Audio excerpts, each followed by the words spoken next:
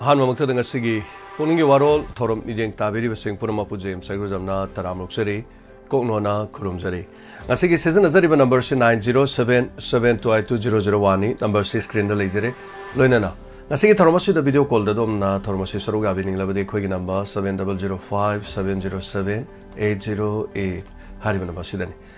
loinana ngasigi sandokchari thorom ice com da sandokchaba home channel 144 loinana Diamond TV के Facebook और YouTube लोगों ने खुशेम radio app ता मालेम सिंबतुना थरोमसी संदोक्चरी हानमक्ते दा पुनमपुतराम नोक्चरी नसिगी थरोमसी की चनबी वना नुंतिगी फोंगलिबा पाउक्सी सिंगी हेडलाइंस ना हानमक्ते दा नसिगी थमजरी कदाइदे करी ओइखरबगे करी थोखरबगे हाइबो वाफम सिंगदु मया पुनम खमिना सिंग सिगी हानमक्ते दा नुंतिगी फोंगलिबा पाउक्सी सनाले पाकते हानमदा लोकचगे सनाले पाकता मणिपुर के लोकसभा के unreserved seat ama hengatnanaba RK Ranjana taksinkhre delimitation gi khonai loan aduga leisem loan ahong balak lagani haibo afam supali loina army changba thinglugi mera paibi gi mathakta police na FIR lokhutkre kokinupi singna thingbadana FIR lokhate FIR kakkadabani haiba ima mera paibi singna phongdrokle loina na chekon de yum ani mai chakre miyamna irang haurakre Singdagi State Force Lotok Nanaba Amadi Tampakta Faspa Tamjinanaba Kukisini Center Yam Kanataksin Krahari. Ningomam Sagagi Makok Tongla Pamio Sing Kodol Pidunatarano Kre Loinana Lelong Togok Asi Tigat Pada Fangla Powa from Cameron Tamlakli Mayol Gelam Sang Kongsat Numitara Turni Chanba Numita Malum the Tungkre Loinana Miam the Sing Panganaba Taurang Irangna Kuro Tangle Haina Chip Engineer na Fondorokli Loinana CM Birena Mamangi Lenga Kunduna Chadivase no Tokta Tensilaga Maida, Tasenbagumani Hani Santana Fondorokli, Maite Masakeagi, Mitki Pig, Iroinana, Lamyan Haksang Mahaki Ponapam Naleron Chankre, Lenana, Rahul Kongsat Bharat Zoro, near Yatra, Mami, on Tokre, Hari, Lenana, Lelong Chingzao Tok to Lake Drabami Mangaget, Aroiba Tomang Pang Tokre, India, Langaki, a sing Bawaki Kangaluhina Toy Miriana Fondorokli. Loinana Kukidi Yona Pura Popolum Kaya, Aramachangola Pagat Krahari, High Kamangi Yaka Yang Dono Lerabadi Kedununda, Irang Laksin Mangam Loy, my sort of thousand of Fondor Warol Yauri. Loinana Panamgi headlines the Su Manipur Assembly said Humbudra the Hengat Hanaba Amadi Anova and Rizab Lok Sabha Constituency Amasem Nabagi the Mutaxin Krahabo Warol Yauri. CPIM Amadi SS UBT Nasu Inquiry Commission Wakat Chapishin Kre. Lenga Asin Irang Lucian Bagi Mahut Afaspa Tamjin Bagi Wafam Pongdor Palabak Tivani. Lelong Chinjao Toto Lake Hidrabaksang Leron Chan Cre. Lenan Inquiry Commission de Fidibit Pisan Bimatam Janawari Tankun Marifa Sang Do Cre.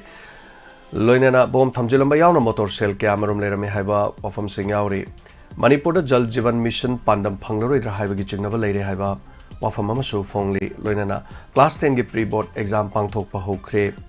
Loinana Atoba, Chinga Kam Lamyan Bagi Haksang, Hospital Putakre Hari, More the Ehamba Security Force Sang Sincre, Lilongi Todokta Ahana Ticket Bagi Fanglapo Pam Sing Pongdorokli, Loinana, Yum Mai Tarakpadagi, Hing the Centorpada Sokibi, Malem Tobigi, Ana Lying the LMGina, Lupali Sing Manga Kudaki in a thing bang pikre. Makataba Powder.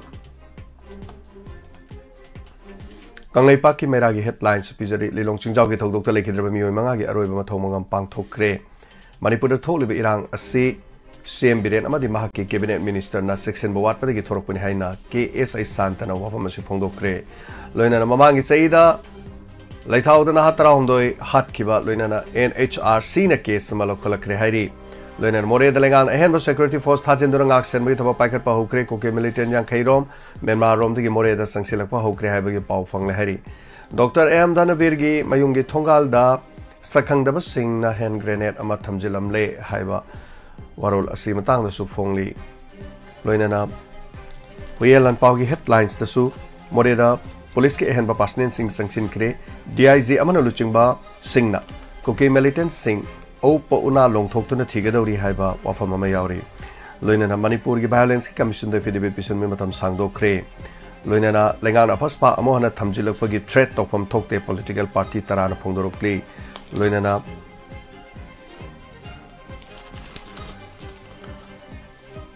kasardagi lupa crore mari henbagi heroin fare hari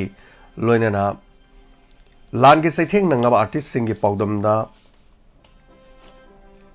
Manipur film ki cameraman Surchan selai tabdagi na animak ta dabdagi operation tawbung ngamlaktre lengala tema gini haram su pangbiram dre haiba warol amasu yauri komjali singama chamapan mapudra humdoi mamang da more da chin ko ki mar paiti haiba jau wifi ni singma mata leiram de hana thangjam subol more ward number 7 wangmugi khunjama ngara pi khiba report adugi ani suba saruk ngasigi tangka asida su yauri loinana Ngasigi porofamgi headlines ta su security na pung kunmari ngak seliba niu nambolenda yum ohum mai na chakre haiba warol yauri lelongi thawtok ta lekidra mi ma gi aroiba ma thawmom pangthokre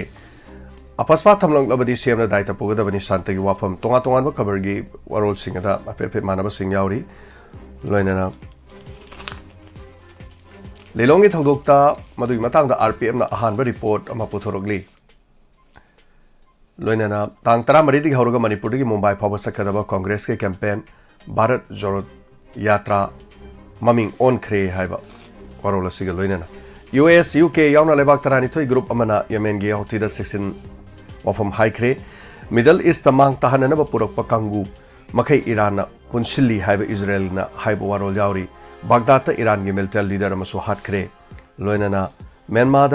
army की helicopter कापथदुना लानमी तरुक हातख्रे हरी Japan की वार हाबद सिखिब मी मसिंग मरफुगनी थो यौख्रे यांखै माथोइना थीबा खंगद्री बांग्लादेश त थांगजदगी पोंग निफुनिफान की जनन strike लाउथोख्रे cinema पान की ओइबा पाउसेनी मसिनी ngasiगी diamond TV की पोंग की वारोल की थरो मसिगी नुक्ति की फॉर्म पाउसे सिंग हेडलाइंस खर थमजब जो मखा तारकबदा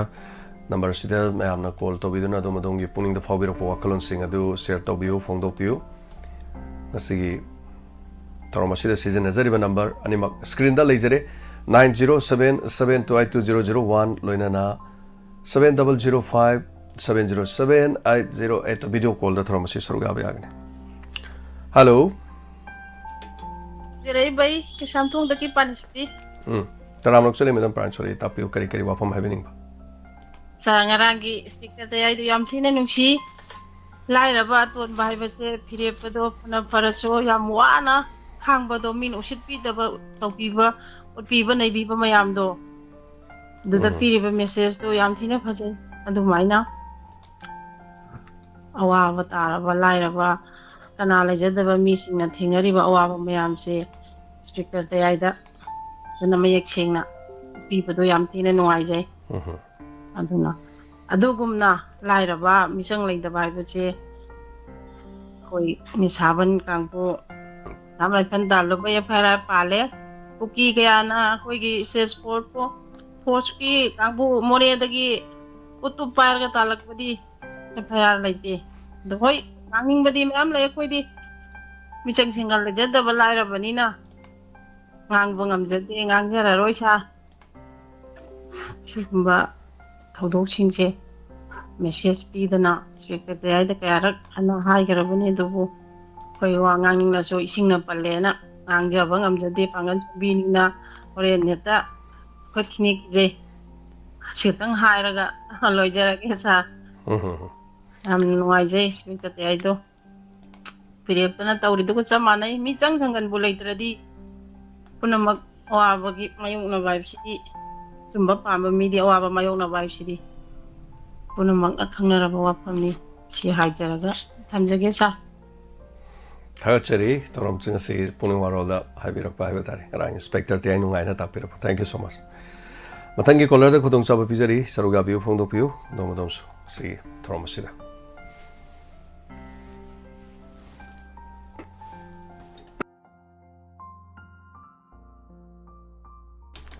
han madanga si YouTube ta lapi bami kontraga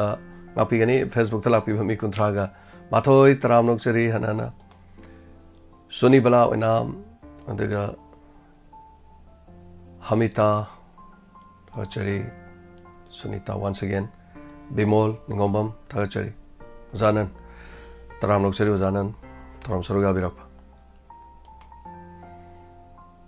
Ngasigi YouTube live streaming de lebir bami chani gong madrani thobe so Taram Loksari Saruga Bio Fondo Pio Domodom Sodongi Puningi Warol Sigi Taram Sida Fondo Minasi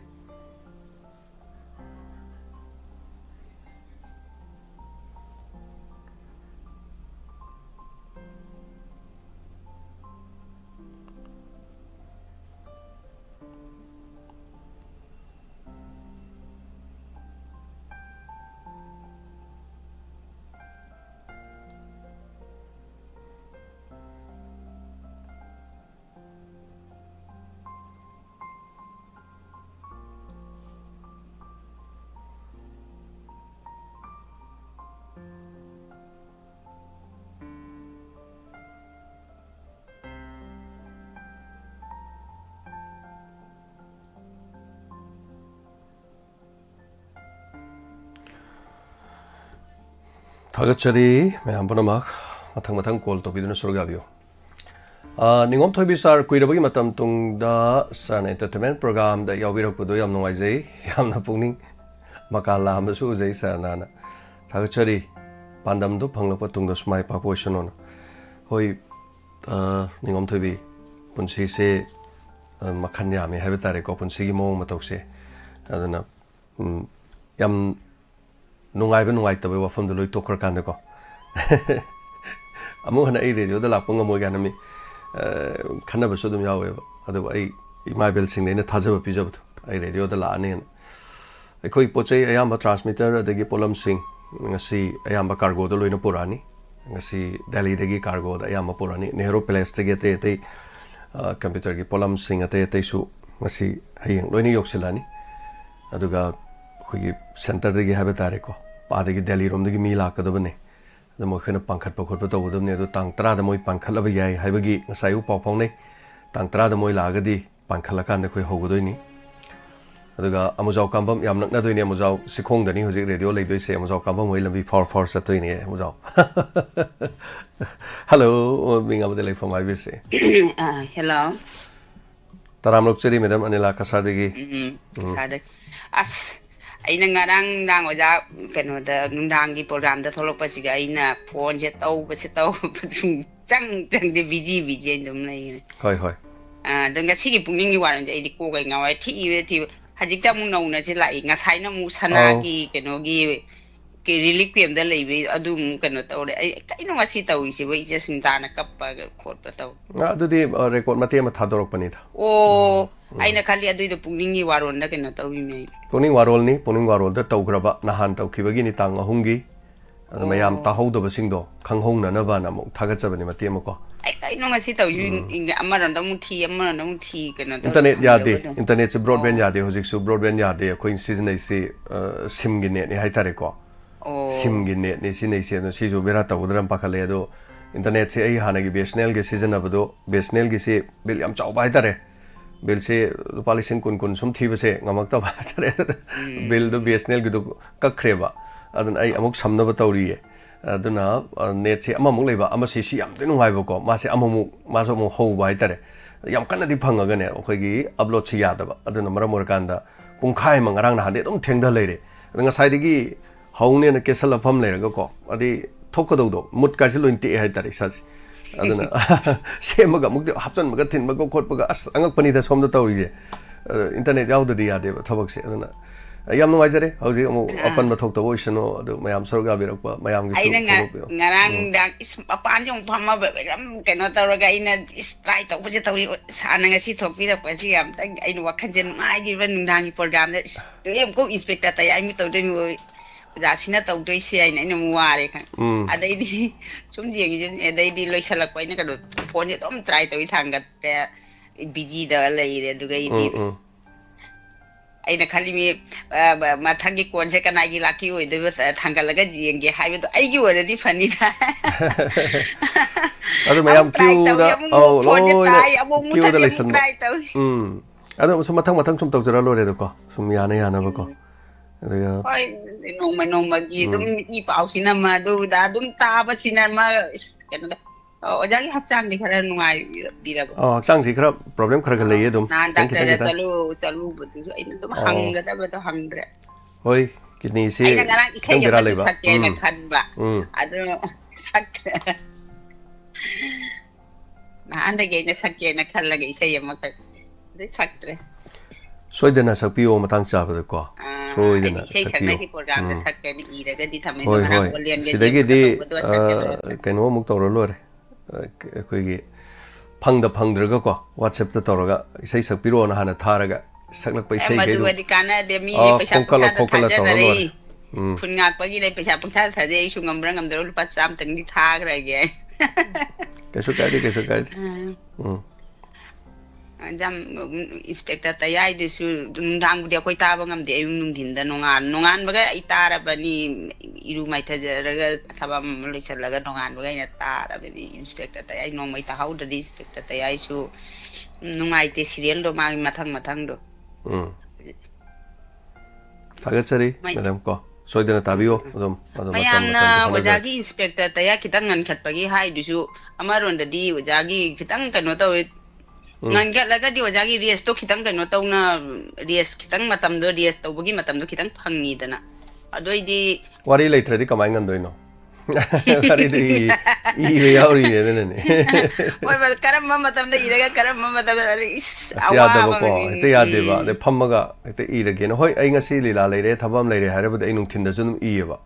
ado sum wari do yamna lusalak ba objecti wari su ko adana nungti gi wari amamam iba do wari se minute nifu hai tare yam dor su minute nifu da lok tau doine ba ai mohodam tang hak tang ngang bi wai ba kanam da te character do sa in loin kom doini do bet to sa in sa doine ba ero sa in sa doine pi sa in sa doine ba music to sa in mu khong doi ba mo hap doi ba mo phot doi ba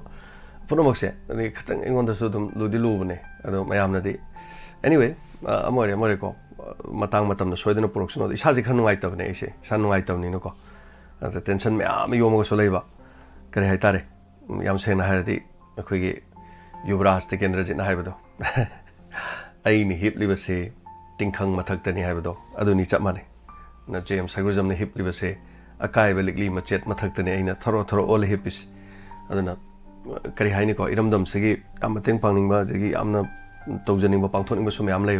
ai madugi ai han hai ja kre ko myam ai ningam jadoi se kana no hai khan myam ne ngarang ai sei sapo program taw dur policing hung ga changwa chatruk phange ngarang itu ai khun nga pasin khai dok sar thamam ne ko ai thabang na dum chage dum pepa te taw da myam sum yam copy re do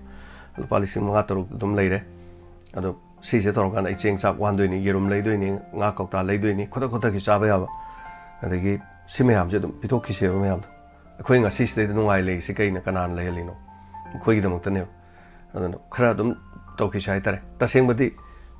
mi halu chu hai na te ba khoi gi badi khun nga o hai khun mi ni henjalak ta na ba nga helak pusing do adu khata nga o hai bane chalaga mi khun da chala mi manga kak thalu so adanu pi angang sing do chala halu so kuki myam halu so chang na ada thi de mo halu so hai bane te khoi na hai de khoi gi lamdam de henjalai do kapsal lei do ada mayam sum tabi de no ko esa adu do no wai kapi na som de hana kapi pauta de sone kapi edum hai kapam ni ngak te ade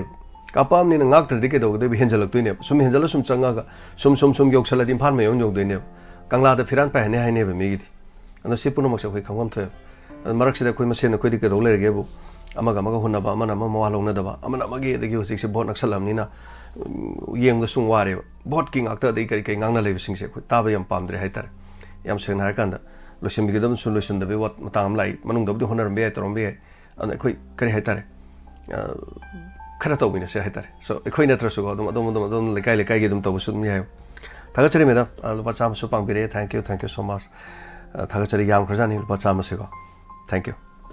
mathang ki kola dai khotong sa bisu ge du hona mine se ana mara makta do mai sei thola kan ai khun ngak pa singi na madu gi hai tare du ga ai photo zon thaga chara ke ai kare hai tare kun pi ki ba khot ki ba to ki me am do to jara ke me am do im u chari du ne mathang kola lo ko jage hello ming amade lai from hai se Dadiam nanau lainam khongjara sanpor de gi to dadiam singsi nanau na Diamond TV ki thong da ekhoi iramdam imalai bak sigi khitang nanau na akhang jaba mit na pong ni ki point khradam ku chani hujik moi more da hoigi kuki macha yekna ba hai tare moina pangthokhiba meeting ama da hai ki adu da hariba warol do mogi dialect ni hari do mogi maron dani maitai macha nupi oigira nupa oigira more aba more sida adugi khunda leita bse amata lehendan ki moi khona gani habigi speech sama phajana phongna laudi khongi ko asida ekhoi maitai macha hairagati maitai macha ki kano natre governments na karamba kari thodang natra mari laina ba singina karamba mona kari mona khoigi iramdam jibu thambi doino habi wang sima moigi huji kharibo wahang duna question amtang hangjaning e ba sing na ba huji ki haribo question se karamba mongdo huji se koi maitai phuru su karamba mongda leigadurino mi nadi phongna mai paira lawi kholi moigi mathak tadi seng na ba toina pannaraba ꯑꯩꯈꯣꯏ ꯃꯩꯇꯩ ꯅꯨꯄꯤꯅ ꯙꯔꯅꯥ ꯐꯝꯕ ꯅꯠꯇ꯭ꯔꯒ rally ꯆꯠꯄ ꯑꯗꯩ ꯀꯩꯅꯣ ꯇꯧꯕꯗꯅ tier gas ꯀꯔꯤ ꯀꯔꯥ ꯀꯥꯞꯁꯤꯜꯂꯤ ꯃꯣꯏꯒꯤ ꯅꯨꯄꯤꯁꯤꯡꯁꯤꯅ ꯕꯟ ꯅꯨꯡ ꯇꯧꯕ ꯂꯝꯕꯤꯗ ꯆꯠꯄ ꯈꯣꯠꯄ ꯁꯤꯐꯥꯏ ꯅꯠꯇ꯭ꯔꯒ ꯀꯃꯥꯟꯗꯣ ꯅꯠꯇ꯭ꯔꯒ ꯄꯨꯂꯤꯁ ꯆꯠꯄ ꯈꯣꯠꯄ ꯊꯤꯡꯕꯗ ꯇꯤꯌꯔ ꯒ꯭ꯌꯥꯁ ꯀꯥꯞꯁꯤꯜꯂꯒ ꯑꯗꯨ ꯇꯥꯟꯈꯥꯏꯔꯦ ꯑꯗꯥ ꯇꯧꯔꯦ ꯍꯥꯏꯕꯁꯤ ꯇꯥꯕꯁꯤ ꯏꯇꯥ ꯇꯥꯗꯗꯧꯝ ꯇꯧꯕ ꯀꯔꯝꯕ ꯃꯑꯣꯡꯗ ꯀꯃꯥꯏꯅ ꯑꯩꯈꯣꯏꯁꯦ ꯇ꯭ꯔꯤꯠ ꯇꯧꯕꯤꯔꯤꯅꯣ ꯍꯥꯏꯕꯁꯦ ꯅꯅꯥꯎ ꯀꯣꯏꯁꯟ ꯆꯥꯎꯅ ꯍꯪꯖꯅꯤꯡꯗꯅ ꯉꯁꯤ ꯗꯥꯏꯃꯟ ꯇꯤꯚꯤꯒꯤ ꯊꯣꯡꯁꯤꯗ ꯁꯨꯝ ꯄꯨꯈꯠꯆꯅꯤꯡꯗꯅ ꯅꯅꯥꯎ ꯇꯧꯖꯔꯝꯕꯅꯤ ꯔꯦꯝꯁ ꯊꯥꯒꯠꯆꯔꯤ ꯇꯣꯃꯥ ꯑꯇꯩ ꯑꯇꯩꯒꯤ ꯋꯥꯁꯤꯗꯤ ꯑꯩꯈꯣꯏꯅꯁꯨ ꯄꯥꯎꯈꯨꯝ ꯄꯤꯕꯕꯨꯗꯤ ꯈꯪꯗ꯭ꯔꯦ ꯏꯅꯥꯎꯒꯤ ꯋꯥꯍꯪ ꯑꯗ ꯍꯥꯏꯇꯥꯔꯦ ꯏꯅꯥꯎꯒꯤ ꯋꯥꯍꯪ ꯄꯥꯎꯈꯨꯝ ꯐꯪꯕ ꯐꯪꯗꯕ ꯍꯥꯏꯇꯥꯔꯦ ꯑꯗꯣꯝꯗ ꯂꯩꯔꯦ ꯌꯦꯡꯕꯤꯔꯛꯄ ꯇꯧꯕꯤꯔꯛꯄ ꯑꯣꯏꯁꯅꯨ ꯍꯥꯏꯕ ꯊꯥꯖꯕꯁꯤ ꯃꯁꯤ ꯃꯉꯥꯏꯔꯦ ꯑꯗꯨꯒ ꯀꯔꯤ ꯑꯐꯕ ꯂꯥꯛꯀꯗꯒꯦ ꯑꯐꯕꯗ ꯂꯣꯏꯅꯃꯛ ꯂꯥꯛꯄ ꯑꯣꯏꯁꯅꯨ ꯍꯧꯖꯤꯛꯇꯤ ꯋꯥ ꯉꯥꯡꯕ ꯌꯥꯝ ꯂꯨꯏꯀꯣ ꯑꯗꯨꯅ ꯑꯩ ꯀꯩꯁꯨ ꯑꯩꯈꯣꯏ ꯁꯤꯗꯩꯗ ꯑꯩꯗꯤ ꯌꯥꯝ ꯁꯦꯡꯅ ꯍꯥꯏꯔꯒꯗꯤ ꯂꯩꯉꯥꯛꯀ ꯃꯔꯤ ꯂꯩꯅꯕ ꯋꯥꯁꯤꯗ ꯑꯩꯗꯤ ꯁꯨꯡꯍꯥꯏ ꯍꯥꯏꯅꯤꯡꯗ꯭ꯔꯦ ꯍꯧꯖꯤꯛꯇꯤ ꯃꯇꯝꯁꯦ ꯑꯩꯈꯣꯏ ꯌꯦꯡꯁꯨ ꯌꯦꯡꯉꯁꯦ ꯑꯗꯨꯝ ꯇꯥꯔꯁꯨ ꯇꯥꯔꯁꯤ ꯈꯥꯡꯉꯁꯨ ꯈꯥꯡꯕꯤꯔꯤ ꯏꯁꯥꯁꯨ ꯈ꯭ꯋꯥꯏꯗꯒꯤ ꯆꯩꯊꯦꯡ ꯐꯪꯕꯁꯤꯡ ꯃꯅꯨꯡꯗ ꯑꯃꯅꯤ ꯌꯨꯝꯀꯩ ꯂꯣꯏꯔꯕꯅꯤ ꯍꯥꯏꯇꯥꯔꯦ ꯌꯨꯝꯀꯩ ꯏꯁꯥꯒꯤ ꯂꯟ ꯊꯨꯝ ꯂꯣꯏ ꯑꯣꯟꯈ꯭ꯔꯕ ꯍꯧꯖꯤꯛ ꯑꯗꯨꯒ ꯃꯐꯝ ꯑꯃꯗ ꯑꯋꯥꯕ ꯐꯤꯕꯝ ꯑꯃꯗ ꯂꯩꯕꯤꯔꯤꯕꯅꯤ ꯏꯅꯥꯎꯁꯨ ꯍꯥꯏꯇꯥꯔꯦ ꯏꯅꯥꯎ ꯊꯥꯒꯠꯆꯔꯤ ꯋꯥꯍꯪꯗꯤ ꯌꯥꯝꯅ ꯍꯪꯅꯤꯡꯉꯥꯏ ꯃꯆꯥꯛ ꯌꯥꯝ ꯑꯣꯏ ꯋꯥꯍꯪꯗꯤ ꯑꯗꯨꯝ ꯍꯪꯅꯔꯤ ꯍꯥꯏꯇꯥꯔꯦ ꯌꯥꯝ ꯍꯪꯉꯤ ꯑꯗꯨꯕꯨ ꯍꯧꯖꯤꯛ ꯋꯥꯍꯪꯁꯦ ꯍꯪꯉꯨꯕꯅ ꯍꯦꯟꯅ ꯂꯥꯟꯕ ꯇꯥꯔꯅꯤ ꯋꯥꯍꯪ ꯍꯪꯉꯤꯕ ꯃꯤꯗꯨꯅ ꯂꯥꯟꯕ ꯇꯥꯔꯅꯦꯕ ꯍꯧꯖꯤꯛ ꯑꯗꯨꯅ ꯑꯩꯈꯣꯏ ꯈꯥꯡꯕ ꯇꯥꯔꯦ ꯌꯦꯡꯕ ꯇꯥꯔꯦ ꯍꯧꯖꯤꯛꯁꯦ ꯁ꯭ꯋꯥꯏꯁꯤꯗ ꯑꯗꯨꯝ ꯑꯗꯨꯃꯥꯏꯅ ꯁꯨꯝ ꯊꯝꯖꯔꯒꯦ ꯌꯦꯡꯃꯤꯟꯅꯔꯁꯦꯕꯀꯣ ꯑꯗꯨꯅ ꯊꯦꯡꯛ ꯌꯨ ꯁꯣ ꯃꯆ ꯉꯁꯤꯁꯨ ꯈꯕꯔꯒꯤ ꯆꯤꯞ ꯑꯃ ꯑꯦꯗꯤꯇꯔ ꯑꯃ ꯉꯁꯤꯁꯨ ꯂꯧꯈꯠꯈ꯭ꯔꯦꯀꯣ ꯑꯗꯨꯅ ꯃꯌꯥꯝ ꯋꯥ ꯉꯥꯡꯕ ꯈꯣꯠꯄ ꯑꯇꯩ ꯑꯇꯩꯁꯤ ꯈꯔ ꯆꯦꯛꯁꯤꯟꯅ ꯑꯗꯨ ꯃꯌꯥꯝ ꯇꯧꯔꯁꯤ ꯑꯗꯨꯅ ꯂꯩꯉꯥꯛꯀꯤ ꯋꯥꯁꯤꯗꯤ ꯑꯩꯈꯣই ꯁꯤꯗꯩꯗ ꯑꯗꯨꯅ ꯍꯥꯏꯕꯁꯦ ꯑꯩꯗꯤ ꯊꯣꯏꯅ ꯍꯥꯏꯅꯤꯡꯗ꯭ꯔꯦ ꯑꯗꯨꯅ ꯉꯁꯤꯁꯨ ꯆꯤꯞ ꯑꯦꯗꯤꯇꯔ ꯑꯃ ꯍꯥꯏꯇꯥꯔꯦ ꯉꯁꯤ ꯈꯕꯔꯒꯤ ꯐꯣꯡꯕ ꯆꯤꯞ ꯑꯦꯗꯤꯇꯔ ꯑꯃ ꯉꯁꯤꯁꯨ ꯄꯨꯂꯤꯁꯅ ꯂꯧꯈꯠꯈ꯭ꯔꯦ ꯍꯜꯂꯣ ꯍꯜꯂꯣ ꯏꯕꯨꯡꯉꯣ ꯑꯩ ꯄꯨꯈ꯭ꯔꯝꯕꯝ ꯁꯃꯥꯈꯨꯌꯥꯊꯣꯡꯗꯒꯤ ꯏꯃꯥ ꯂꯩꯉꯥꯛꯀ ꯃꯔꯤ ꯂꯩꯅꯕ ꯋꯥꯐꯝ ꯊꯝꯕꯤꯔꯛꯑꯣꯀꯣ ꯏꯃꯥ ꯑꯣ ꯍꯥꯏꯔꯣꯏꯗ ꯉꯔꯥꯡꯅꯦ ꯑꯩꯅꯅꯦ ꯀꯣꯟꯅ 001ꯗꯨꯗ ꯇꯧꯔꯝꯕꯗꯒꯤꯕ ꯅꯦꯠꯁꯦ ꯌꯥꯊꯣꯛꯈꯤꯗ꯭ꯔꯦꯕꯀꯣ ꯑꯗꯩꯗꯤ ꯑꯩꯅꯅꯦ ꯏꯕꯣꯅ ꯑꯩꯅ ꯅꯨꯡꯁꯤꯖꯕ ꯌꯥꯎꯗ ꯁꯛꯑꯣꯏꯅ ꯍꯥꯏꯒꯦ ꯇꯧꯕ ꯅꯪ ꯅꯁꯥꯅ ꯑꯗꯩꯗꯒꯤꯗꯤ ꯅꯦꯠ ꯆꯠꯈ꯭ꯔꯕꯅꯤꯅ ꯌꯥꯔꯛꯄ ꯃꯇꯝꯗꯅ ꯑꯣꯂꯦꯟ ꯑꯣꯏꯅ ꯁꯛ ꯂꯩꯔꯝꯃꯦꯕ ꯑꯗꯨꯅꯤ ꯌꯥꯝꯅ ꯑꯁ ꯗꯥꯎ ꯌꯥꯗꯦꯅ ꯃꯊꯪ ꯋꯥꯠꯂꯤꯗ ꯊꯧꯔꯝ ꯃꯊꯪꯗ ꯁꯛꯊꯔ ꯂꯣꯏꯔꯦ ꯀꯩꯗꯧꯔꯒꯦ ꯏꯃꯥ ꯀꯣ ꯍꯣꯏ ꯑꯝꯇꯪ ꯅꯁꯥꯅ ꯁꯛꯄꯗꯣ ꯇꯥꯅꯤꯡꯉꯤꯕ ꯍꯣꯏ ꯏꯃꯥ ꯑꯗ ꯏꯕꯨꯡꯉꯣ ꯍꯧꯖꯤꯛꯇꯅꯦ ꯂꯥꯟꯒꯤꯕꯨꯗꯤ ꯅꯠꯇꯦꯀꯣ ꯑꯩꯈꯣꯏ ꯉꯁꯥꯏ ꯄꯥꯎ ꯑꯝꯗ ꯍꯥꯏꯈꯤꯕꯀꯣ ꯀꯨꯀꯤꯁꯤꯡꯗ ꯑꯦꯟꯁꯥꯡ ꯃꯅꯥ ꯃꯁꯤꯡ ꯌꯥꯝ ꯄꯤꯔꯦ ꯍꯥꯏꯕ ꯑꯃ ꯃꯩꯇꯩꯒ ꯄꯥꯡꯒꯟꯒ ꯌꯥꯅꯕ꯭ꯔꯥ ꯈꯪꯗꯦꯀꯣ ꯑꯁꯤꯗꯤ ꯏꯕꯣ ꯃꯈꯣꯏꯁꯨ ꯚꯥꯞꯇꯤ ꯈꯤꯇꯪ ꯇꯥꯃꯟꯈꯤꯗ꯭ꯔꯦꯗꯅꯀꯣ ꯍꯣꯏ ꯏꯃꯥ ꯑꯁꯨꯛ ꯀꯟꯅ ꯀꯝꯃꯨꯅꯦꯜ ꯑꯅꯤꯁꯤꯅ ꯀꯟꯅ ꯂꯥꯟ ꯇꯧꯅꯔꯤꯉꯩꯁꯤꯗ ꯃꯣꯏꯅ ꯅꯥꯔꯣꯟꯗ ꯑꯦꯟꯁꯥꯡ ꯄꯤꯁꯟꯗꯅ ꯇꯧꯔꯝꯃꯦ ꯑꯁꯤꯗꯤ ꯌꯥꯝꯅ ꯆꯨꯝꯗꯕ꯭ꯔꯥ ꯍꯥꯏꯅ ꯈꯜꯂꯤꯕꯨ ꯍꯣꯏ ꯏꯃꯥ ꯈꯤꯇꯪ ꯍꯥꯏꯖꯒꯦ ꯏꯕꯨ ꯊꯥꯒꯠꯆꯔꯤ ꯏꯃꯥ ꯅꯨꯡꯉꯥꯏꯖꯩ ꯏꯃꯥ ꯁꯃꯥ ꯊꯦꯡꯛ ꯌꯨ ꯁꯣ ꯃꯆ ꯊꯧꯔꯝ ꯁꯔꯨꯛ ꯌꯥꯕꯤꯔꯛꯄ ꯑꯁꯨꯛ ꯂꯨꯔꯕ ꯇꯥꯟꯖꯥꯁꯤꯗ ꯁꯨꯃꯥꯏꯅ ꯃꯅꯥ ꯃꯁꯤꯡ ꯌꯣꯟꯕ ꯈꯣꯠꯄ ꯀꯩꯗꯧꯕ ꯏꯟꯁꯥꯡ ꯅꯥꯄꯤ ꯊꯤꯟꯕꯒꯤ ꯍꯥꯏꯇꯥꯔꯦ ꯁꯣꯝ ꯅꯥꯀꯟꯗ ꯎꯅꯕ ꯌꯥꯗ꯭ꯔꯕ ꯃꯇꯝꯁꯤꯗ ꯍꯥꯏꯕ ꯇꯥꯔꯦꯅꯦ ꯀꯔꯤꯕꯨꯗꯤ ꯊꯤꯟꯕ ꯌꯥꯗꯅꯦꯒꯦ ꯅꯨꯡꯁꯤꯅꯔꯗꯤ ꯂꯣꯏ ꯊꯤꯟꯕ ꯌꯥꯕ ꯉꯥꯛꯇꯅꯤ ꯑꯗꯣ ꯀꯔꯤꯃꯇ ꯍꯧꯖꯤꯛꯁꯨ ꯍꯣꯡꯗꯦ ꯍꯥꯏꯇꯥꯔꯦ ꯊꯥ 9 ꯃꯄꯨꯡ ꯐꯥꯔꯦꯀꯣ ꯍꯧꯖꯤꯛꯁꯦ ꯂꯥꯟꯁꯦ ꯊꯥ 9ꯁꯤꯗ ꯃꯈꯣꯏꯒꯤ ꯃꯥꯏꯀꯩꯗꯒꯤ ꯄꯤꯁ ꯍꯥꯏꯕ ꯋꯥꯍꯩꯁꯦ ꯁꯨꯡꯂꯥꯎ ꯂꯥꯎꯗ꯭ꯔꯤ ꯑꯩꯈꯣꯏꯅ ꯁꯥꯟꯇꯤ ꯆꯠꯂꯛꯑꯣ ꯁꯥꯟꯇꯤ ꯄꯨꯕꯤꯔꯛꯑꯣ ꯍꯥꯏꯔ ꯑꯩꯈꯣꯏ ꯃꯥꯏꯀꯩꯗꯒꯤ ꯁꯥꯟꯇꯤ ꯂꯧꯕ ꯌꯥꯔꯣꯏ ꯑꯗꯨ ꯇꯧꯕ ꯌꯥꯔꯣꯏ ꯍꯥꯏꯕꯁꯤ ꯂꯩꯇꯦꯕ ꯃꯌꯥꯝ ꯂꯣꯏꯁꯟꯕꯤꯔꯣ ꯀꯔꯝ ꯀꯥꯟꯗ ꯂꯩꯉꯥꯛꯁꯤꯅ ꯂꯣꯏꯁꯟꯕꯤꯗꯣꯏꯅꯣ ꯑꯗꯨ ꯇꯧꯕꯅꯣ ꯀꯔꯝ ꯀꯥꯟꯗ ꯑꯗꯨꯅ ꯇꯧ ꯂꯩꯀꯣ ꯁꯣꯝꯗꯩ ꯋꯥ ꯑꯝꯇ ꯍꯥꯏꯗꯦ ꯅꯣꯡꯃꯇ ꯃꯤꯒꯤꯗꯤ ꯑꯗꯨꯝ ꯈꯥꯡꯉ ꯂꯩꯕꯅꯤ ꯈꯪꯗꯦ ꯀꯩꯅꯤ ꯈꯪꯗꯦꯀꯣ ꯃꯣꯏꯁꯨ ꯃꯌꯨꯝ ꯃꯩ ꯑꯗꯨꯝ ꯆꯥꯛꯄꯗꯤ ꯌꯥꯎꯔꯤꯅꯦ ꯃꯣꯏꯁꯨ ꯑꯗꯨꯝ ꯋꯥꯏ ꯑꯁ ꯌꯥꯝ ꯂꯣꯏꯔꯦ ꯍꯧꯖꯤꯛꯇꯤ ꯃꯌꯥꯝ ꯄꯨꯝꯅꯃꯛꯀꯣ ꯌꯥꯝ ꯆꯦꯛꯁꯤꯟꯒꯗꯕꯅꯤꯀோ ꯍꯧꯖꯤꯛꯁꯦ ꯑꯗꯨꯅ ꯌꯥꯏꯇꯣꯡ ꯐꯝꯗꯣꯡꯕ ꯑꯗꯨ ꯑꯗꯥ ꯑꯗꯨꯏ ꯋꯥ ꯅꯠꯇꯦꯀꯣ ꯃꯌꯥꯝ ꯃꯆꯤꯟ ꯌꯥꯝ ꯊꯧꯔ ꯃꯌꯥꯝ ꯗꯣꯝ ꯇꯨꯔꯤꯁꯤꯅꯤꯀꯣ ꯍꯧꯖꯤꯛ ꯑꯗꯨꯅ ꯌꯥꯝ ꯂꯨꯈ꯭ꯔꯦ ꯁꯣ ꯊꯦꯡꯛ ꯌꯨ ꯁꯣ ꯃꯆ ꯊꯥꯒꯠꯆꯔꯤ ꯃꯌꯥꯝ ꯂꯥꯟ ꯃꯅꯨꯡꯒꯤ ꯑꯗꯨꯝ ꯌꯦꯡꯕ ꯇꯥꯔꯦ ꯀꯔꯤ ꯇꯧꯏ ꯍꯥꯏꯕꯗꯣ ꯃꯤꯑꯣꯏ 164 ꯂꯥꯏꯚꯇ ꯂꯩꯕꯤꯕ ꯊꯥꯒꯠꯆꯔꯤ ꯆꯜꯔꯟꯖꯤꯇꯥ ꯊꯥꯒꯠꯆꯔꯤ ꯗꯥ ꯖꯦꯝꯁ ꯃꯌꯥꯝꯒꯤ ꯈꯟꯕꯗ ꯇꯨꯝꯕ ꯁꯪꯗ꯭ꯔꯕꯅꯤ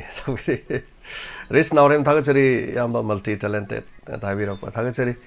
ꯌꯥꯝꯅ ꯍꯩꯔꯨꯕ ꯈꯣꯠꯂꯨꯕꯒꯤ ꯑꯇꯩ ꯀꯔꯤꯝꯇ ꯅꯠꯆꯗꯦꯗ ꯑꯩꯁꯦ ꯏꯁꯩ ꯅꯣꯡꯃꯥꯏ ꯇꯧꯔꯒ ꯍꯧꯖꯔꯛꯄꯅꯤꯅꯀꯣ ꯏꯁꯩꯁꯦ ꯑꯗꯨꯝ ꯄꯪꯁꯛꯇ ꯁꯛꯑꯒ ꯂꯥꯛꯄꯅꯦꯕ ꯅꯣꯡꯃꯗ ꯏꯁꯩ 200-300ꯒ ꯁꯛꯄ ꯍꯦꯛꯇ ꯑꯔꯣꯏꯕꯅꯤꯗ ꯒꯤꯇꯥꯔ ꯑꯃ ꯇꯧꯈ꯭ꯔꯥ ꯍꯥꯔꯃꯣꯅꯤꯌꯝ ꯇꯧꯔꯤ ꯏꯁꯩꯁꯦ ꯑꯗꯨꯝ ꯄꯪꯁꯛꯇ ꯑꯩꯈꯣꯏ ꯃ꯭ꯌꯨꯖꯤꯛ ꯄꯥꯡꯈꯠꯂ ꯁꯛꯈ꯭ꯔꯗꯤ ꯂꯣꯏꯕꯖꯥꯠꯅꯤ ꯌꯨꯝꯗ ꯑꯩꯈꯣꯏ ꯑꯕꯣꯛꯅ ꯃꯁꯥ ꯅꯨꯡꯉꯥꯏꯇꯦꯅ ꯇꯥꯜꯂꯛꯏꯅꯦ ꯆꯠꯂꯣ ꯍꯋꯥꯏꯗ ꯁꯛꯎꯔꯣ ꯆꯠꯂꯣꯅ ꯅꯥꯕ ꯑꯩꯅ ꯊꯣꯛꯂꯛꯑ ꯑꯩꯈꯣꯏ ꯕꯥꯃꯣꯟ ꯃꯥꯟꯇꯣꯞ ꯑꯃ ꯂꯩꯌꯦ ꯕꯥꯃꯣꯟ ꯃꯥꯟꯇꯣꯞꯇꯨ ꯄꯥꯟꯁꯤꯜꯂ ꯑꯃꯨꯛ ꯁꯛꯏꯅꯦ ꯑꯗꯨ ꯕꯥꯃꯣꯟꯗꯨꯅ ꯑꯃꯨꯛ ꯀꯩꯅꯣ ꯊꯤꯟꯕꯤꯅꯦ ꯗ꯭ꯔꯝ ꯊꯤꯟꯕꯤꯅꯦ ꯃꯥꯅ ꯀꯣꯗꯣꯛ ꯀꯣꯗꯥꯅ ꯃꯌꯨꯝꯁꯦ ꯗ꯭ꯔꯝ ꯊꯤꯟꯕ ꯑꯃ ꯑꯁ ꯂꯩꯀꯥꯏ ꯃꯌꯥꯝꯅ ꯅꯣꯏ ꯗ꯭ꯔꯝꯗꯣ ꯀꯗꯥꯏꯗꯅꯣ ꯄꯨꯈꯠꯂꯣꯅ madi charau ching dong pukhala charau ching mathak ta puram thillim ne do kodra ade electric mai se lakta ne ko keyboard se leiro keyboard se mai sangi ne keyboard khong bada ai keyboard khong ne ade da keyboard chi khong no mai se leita ne ko as akhoi charau ching sajani chingam lei charau ching sajani ching nu chale moi mai phange ba moi gi jaga akhoi si moi na akhoi gi water supply gi mai phang bai tar akhoi som khongjom ne mai ka khro ching du chale ko ade pet drum du thangkale adu gi drum ga du panjale speaker ga panjala ga guitar ga panjala keyboard ga panjala ga ko isai khong chali ne ba sa ji pa par na khoi ji matam do ni sa ba sa ga am da cha da khoi leiri ba khoi mayam se asno ning jani da ade goda thele isai ga ji na khoi mari pa har mi gi hindi gi sai ade gi matam du hindi ari ai tare as khoi sa ko ji loi bani kan ade thik nu ngai me adu matam saga ji pa na ko leina tinam ta leite ne ching ka khat pa ga wa ba ga leram jan thi an mai ga phang da du ma de khoi hona jar pu se an isai je so music is my life music na ne music te ai loina la khibne aina yam ta tan hai jab an ai kai go mai sai no ai toram da ta di ai si pham box se su la am da ba ye adana amoire ko phau gi ra phau re ra ai yam an ai hona kan as all in that radio gi approve oi ba singer mo oi ba guys ai mang ne ai ngamsungam ki ai 1997 ai pass out ki all india radio da adu gi sai ni ngarang saksa bu mari thona chala bane na mate ma thagat pani nga sai mo ai na mo ke no dam aduna khaji ai tare ko sumaina lambi se la ki bane ai tare pura mokset so thaga sir mathang kolam lai hello ming amade lai phom hai bi se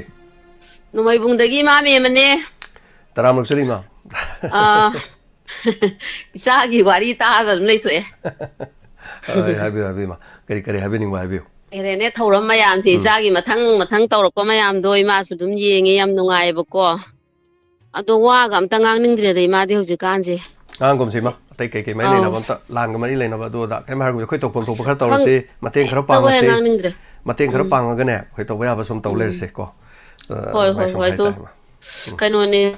khunga ko gi tuno kai dong ai sat ka da bano ai su pisa khara angam ba taw ga da ni taw ki kitang di yamna ai tare lupa lising tara sudri ye dum marol ma budi leire ahan bagi ko ado akon bagi khara mok lege cheng gumba dege phaba dege alu gumba ko yerum nga ko ta khara dry oi ba food ka hai tare ko dege tilau dege alu khara ke adum ba thum thau morok hai tare adu leire di khara fulo dum sa sai ye dino ko ya how bai ta cha da ne ta yen thong sa tharu hai bi wa na te hawai khara kari khara to ko mai sum cha ba khot pa to bu kitang mateng hai tare adu ga atai unit mayam leibsing na so hai tare sinok sing na swai de simu wa le ga na hai da su khoi de ga hai bi ra di ko khoi nam da na dum ngam jo ba khara di dum cheng bora hum piru ba dum phanam cha dra so dum numi mari mangani hapta dum cha ni hai jari ba sani mai sum khar ga sum tau jage na hai tare ho ai su khara tau dong ni tau dri adu ne khar naksala kan tau ge du ga ne kainom ta ima do hangi tau ga ni lila do tang kun da tau ni ha do au tang kun da lila tau ni lila se tau da ba ya da ba hai ba tare ma se khoi gi sumang lila council na lila amadi utka da bani lepak ki irang le rasu aduna hana sana ki ba lila am su ulo hai dana hai re aduna khoi hana sana ki ba lila am utkani ma ko matam sanga di hatang adum la sana ra su ne akhoi do adum yeng ge tau bani da adani yeng hai ba di sum thawai do nungai bagi wakhan nungai bagi yeng ba natra ga su ibung hoi gi utpa do dum yeng ge lila yeng ne na hekta yam na ithak irang nungai thok pati na te ko adu duna dumaina adu gi adu khangning dana hangak pani do choidra bra hoi hoi yeng ge tau hoi thame Thagasari. Thank you so much. Thank you. Mayam Suruga View. YouTube live streaming the Lebiba, Mio Chama Nipu, and Thagasari. Hello. Sao James ay bira sa champo dagi. Ram Lokchari Bira. Ay ngarangi pot say Madam Sorobalagi pot say do itong jere Sao James. Ngam ngai jay. Sao James kanogi Madam do ay isi jo kauningi kay ga ay ipwa hay na halim ni ko. Isi ay na sa kog jage ado Madam isi do na tabira magadi ngam ngai jani ay pot to phange ay husin dum sinari ba. Ay hai gra bani ay ngarang dum tang. Yam ngai se do na pangbili se ay lamalam tonsan jere hay tare Sao James. Hoi. Ado nungai tabagi marak su nungai tabasuni aduga aidi sena haragati nan sarjen soi mayam la amba pangbi na maduna ai mo khatang khado ga ina khon nga ko chung ai isa chalaga mateng pangjiru ba aduna isa je kai hai gani sarjen soi na inspector ti ai sana bada lan gi ama magi sana ba matam su isa da hana nungairam da ba sondharam ba kaya ama su ingona thauna hapaga isa mak se kari hai ne isa mak se koi kulai paraga hai tare ko kulai paraga lan theng ning bang isa da feeling ama kan phawe hai tare hoi aduna isa da kai hai ni iramdam sigi nungsiba gi dam ta hai tare ni isa sida sarjen ki wahi wata sin na ikon thauna ama pibi ba hai tare aduna isa laman kumning ba hai tare adu magi posa ma ikon phawe hai tare aduna ai su ai isa gi so thaudang ama ti tawbi ai na ai isa ma disable oi jaraga su kano tawda ina pesa kitang kai thok jaraga ina kun nga ko sin moina tawbiri ba man dine ni yame ai khoi gi su saru yawribini hai dina ina yam badina te adu kan toraga paisa kan toraga ina chana thangna ba chini acha athar khara kan toraga ina kun nga ko singi meteng pang ba sasuri thank you taga chari yam nungai jai aswai hain tawdana akada khoi gi Shakespeare la nga ko ta bu yam nungai ma di wa se yam sang su ngang de ten tak point da nga mu ta bu yam nungai adu ga Maroi koi kanogi isi kauge isi sargulana tabira magadi hasene tabira mantaragadi adumuti isi waina hamuta kono kurumjari thagachiri haitare ne sarja hoi ma soidena tagani tarom se horen kono orga sudum tabani habatare ngasima sarjens koi gi kanogi moi kan Australia gi koi calls international call ne habise ai koi ni sigi taw boda ya da braba call yai ado call dung haktang wari saram dal pasani som tani haktang wai sar pesa yam satkani okay aduga pung moi ga khoi ga matam si mana da ba hojik si moina muk tumbai matam moi ba adagi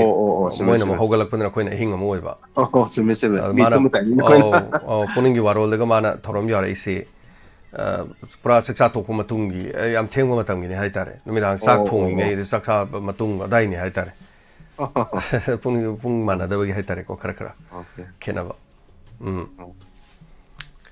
다가처리 아금 거기 CNN 시리기 따비리 버싱이나 거기 하 그노기 스카이 호스피탈에 거기 하트 프로블em 쿠디 먹지 로이나 좀 또 바자라 마시 가나고 뭐 강비르가디 리스너싱나 땅 하비르나 바 하이저리 heart की problem आदे heart का मरी लेना बस नहीं येंगे जी sky येंगे को यामना heart की तुम येंगे अदुगा हार्ट के अतै हॉस्पिटल दिस तुम फैसिलिटी लेबे तुम लै मोय खतन तब अदुगा स्पेशली मोय न खरा तवे न हाइबगी वानी को अदुम लेबे से मोय के सो लेरे बबिना के सो तुम लसोम नाकन द लेरे सी हॉस्पिटल लेरे से तुम मखन मखन के ओपीडी हांगजले हारिबा खुदोंग चाबा सिंग याम याम लेरे अदु होय स्पेशली स्काई की दी यामना हार्ट का मरी लेना बनी हाई तारे डॉक्टर शाम किशोर ममिंग ले रहा डॉक्टर हाई बता रहे निको दुमाइना तागचरी बीर याम नुआजरे सॉरी आबिर पदो ए सोयदना मुक तमजगे तो थोरम से सोयदना ताबिरंगनी हाई बो फम से तमजगे तागचरी थैंक यू याम नुआजै अनिला देवी सा नाबे याद वखल तागचरी तकबिरे सुमने हनाना thank you so much mayamna yam da bako kara dum tengbang biba duga tawjaba koi keno sing jam phangjere moren sumarol amadum kabo kabo laukthok sage duga hello agachari tawbe hello mingalai fonga habiyo thank you so much hello ning thau khong gi ne ning thau khong gi taram noksari ming am ta habiyo oi ning thau khong gi ram charon ne taram noksari kari wafam habi ning ip takpiyo Oh, lansi ba isu yaude nang su yaude karana ngamgodo ne khori khanbade yam ware adu khatang hangjagi tawba pabung lan yaudra su lan gi tangai phadaba masak sing do khoi mateng pangmina se oh adu mateng ni kha tawjari ye chum yamna phai pabung aduna lep to no honamina se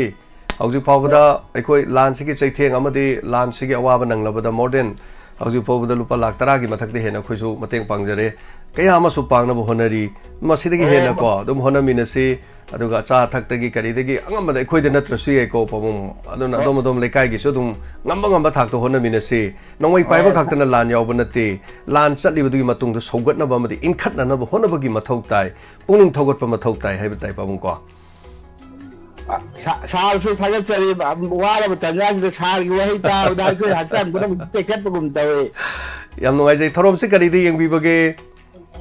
thorom saya menang di no na menang jeng sum taje TV de yeng bra computer da kari da koi phone de yeng bi bro phone no jeng mane phone da yam no ai jai ong saruga birok pa yam no ai jai yamna nungai jai pabung saruga birok pa matung saruga biro yam nungai jai puning thogat pa honamina se koi puno ko thank you so much pabung kurumjari ana thaga chari Saiduddin tamo wahong radio sikari lamdono sekmai dane sekmai sikhong o bazar do sekmai police station le rena adi bazar ma lebido adi wanak tu dane ai chasaru re mafam do da yeng chanjaru re mafam adu haibtare adaga anyway hello ming amade lai from habisi hello yamba no Shakespeare ka kuna jari yamba bu Shakespeare taram nok chari no ka kuna jari actually yamba ai mangda to wir ki yamba hairage I ma gi wahido thagat jari duga yamba gi imbal de gi hairak ba wahida ina sum hayaning da ba haitare mana da ba haibam to leite uba ni na pola di ni mana ba tane hoi physical gi mafam duna haidom bai wani ko du yamana muhan matung du di haibi gan waitar mane thona laina hingdiyo ina sum ujabda kai hani akhoi da mioi bada mimana da bagi ngasai gi yamana judum phajaba wahida disable ga hainari ba wahi sum tawbase haiba no ai hai ko ne du bu masi hai yaim kai haina dana ba aidi akhoi na mi ma haibsi kana na kamaina tor firebli apno haibsi lepnari ngakta ne ba aduna yamba gi wahida matung da du gi wahido panbidana ba ubuda bu miyamna dum loi khangani du sum palhaning da bagi haijere ini ko yamba bira da haiji ko aina haiba man gini ko hoi yamba gi da aina haiji hoi aduna aina haijaba do mase koina maitelon da kari haiduino maitelon da kari lon leija no na aina masi ma haijaba do haitare ko yam lu gre ba person with disability hai moina hosi haibasi ko person with disability sina masuma hayo haiba wa english ta leire ba aduga kare haitare person with disability se koi gi kano mong saja dana hingjari ba kangbu haitare koi lon dana mete lon dana pharam ita ta ba do artha han bamje na tayam cha da ba haitare Shakespeare ma khata biyo hoi thagat cheri aduga aina yamba ngasai da haidi hai ma khoina haibisi da kangla da moi gi phiran paihan bai dudi maitei macha haiba leite manipur da leiri makai sungoi oithoktabne adu ma haigi ibudo pakhang bana sakhini na khoina khali wakan dudi na punsi da ju oisu oiro hoji khena dana dum da lai dini khoi dum hana lauram ba yam makthang chokthara ga delhi da lauram ba yam chokthara to khra bane ba dum duga manipur da hoi khulai matik chana pai gi bani na makhoi drai dina ni hau tora ga season na pani na kaming ga mong da kapai wani adu makhoi na tari ba pandam dudi phangro ai dum yam na ju dum hainari phangju phangbanga moi haitare adu yam khangni na budi tari hujik lan si kana to bani na duga chingda pangtau tau boi wani da yamba kobru da kai da ga la chingjan da ko tau boi wani adu sai di pangtau tau boi yaroi haijege ba moi lak pu su ya yam wana lak pangam da churam da lai bai condition da ne moi hujik lai si sima thamjage aduga hujik su hai apaspa armed forces special power ek lokthok pache thamjan gadam ni kaina moina pat leiba sum sengna haibda moi gi jaga da chingda taraga lambi da tawni matam da ban tawba adagi akhoi ya jaga di noi chang pa yaroi haiba tawbai mongdo armed forces special power lokthok kadam ni ga moina tawrise panghai hara yabdagi tawriba ngakta ba adu masidi afabadi nati haidare adu sugumba se kana yengjan bidoi ngo haibisi yengjan binabadi leitabagi nati adubu ngamdabagi mong ama khaktang di miyam na dum uraga lai haitare yam nungai bamna koi gi more da special force kaya ma thajan gi ba koi gi takhairat gi mong una na matham ka olaga tentong ni ga haibu wahi da di phaje adubu yengmina ba tari special force yaubi yausan gre haitare madum di thagani ya ba hoi aduga koi gi iramdam zai da hojik su dum yeng se ba sum kanana pakhana bai ne du ai di haini ma mayam jin mi chok na ba wadi ngang bi busi akoi na dum to suggestion pi budi ka kai de aduga ka haina ji yamana ju pan bi gi ba koi gi we lam pau gi si bi da oja dana bi ga pha gi ba sum hai ji ma khara kai gum ba khara lai rom ga ne ba du koi na thigalu ba yadre ngang go de dum oja hoi su yam phajana di ngang ba koi na ta jai ujai hai tare tv da aran ba ngang ba mi chok na ma ngang ba kari hai ju di ona khangmi na ba tari hai tare adubu tang yeng ba dai koi na penja dri na kai haini chingda kapthara ga ju tamdo operation tawba adagi chingdana pak hek ngam da dong na tawbu si haijan banati aseng ba ju dum oira bane ba masi ka ki pien da bai wani me yana pena drisine mayam ju call tar phong do piwa ina haija ga dabdi adom hoje isa da semtok pa horaga ai koina kalai da gi soi gi na si bo gi tangkak si yaura ibn haibsi adom ju khangam gani ba aduna la ka dori ba bot di ai koi ama gi wante politics yaw da ba ai bo da si general election am pung thada dri ai gi lai ba phibam jinani ya da ba gi mathang da di ai bo da khale ba o ai gi voting right ama manghan gi bisina any ai na ta ba mi na thada ga su madu na soirak pa se saruk yaw me ai chan ya de ba yam ko aduna afaba mi achangba mi khanaudraga hojikta soira kanda ikoina di pien da bagi panglaw lawba haibane ba adu achangba mi khalamaga di adum khara makhai di phadoine ba aduna mayamna aina hajan ngdi la iba la kadori ba dasu election natraga na politics haiba je mi pung khudi maka chawrba thodang lei masi yawda ba sunya ya di haitare pam da bagi dum nota daga thambai wane nota gi kechu pamja di ha adum mangjari di kana don haibse siju achobu wa hangam khakne ba aduna sigi matang sikdang hayo ke nanaw thamjagi mayam dum phone tawbiyo aduga ina aroi da haining bam kangna mayam khakdang tara thaiga hairaga wangang thokta je masi yam asoibam ne aduna wa khrakang haibiyu ngang thokpa haibiyu matang chana khuba ju haibiyu akoi gi BVIP na ngang da khuba du na khakna ta haibaju wafam ji ai thamjagi rachali thank you thagachari yengba tare hojikse ori ba mong mato khara da ba tare ngarang su inspector te ai da khana nei na ba da khuna su karam kan da thamki su gi chana kanglon karino duga hari ba thokli ba lan si da hojik mai ek seng hai ba tare hana di mo su volunteer sing haramaga volunteer sing anga pa phang na pha ba yamna sophisticated to ba khusu khulai sing pairak pagi wafum kya marum su leiri hai ba tai ma si su center no loi khangi ba ngak tani marak chida ngam khai gi free movement regime lok thokani na hari se masi sanglak pasing masi yeng batari kadai phau bathabuk oina tor kadai khab hello ai yar po to tege tombini taram nok chari tapiu kari habening ba ije phana ai donan ko peyang jo bane ba adu whatsapp te yaw jo bani adu irang ji ge ro na ngasai ni ai pesa je happy do bane na ai whatsapp to kam kapi amadra madu number kaya oibibano khangbibra ai whatsapp group number da whatsapp ki number du kaya oige no to di ai chin pha di pute adu ka phone de save to la hapse madu amuktang ragi da number kaya no ragi yumlak tu kari ne boda kunjingbam tombi ai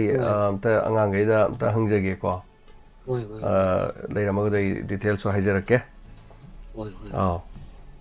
pani siga tang jeng do mi wai akai matam ne ko ki bita dum nei diamond ji bi jo dum ko tha je mi ni aduna ta ba gi loi banai te ta ba gi pen banai de pani thamjarage funny oda thank you so much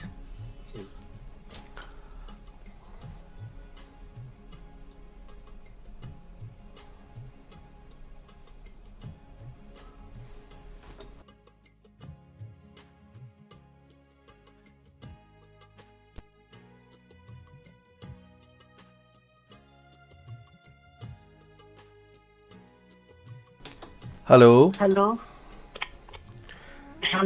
mingali phanga tapiu kompale sam le kai dagi le kuram prem lata devi taram nok chari habiu kari habiu kun ngak bagi matung pang bagi haibdo ada ai ting keji yang kai ni ma pang jage aduga kanoga ngamba pai chara alu biak la am taga pang jage to ni bai yam pai do aduga khya thong da la kani habdo pari nimit la ka doino khya thong se ai matam ji leptre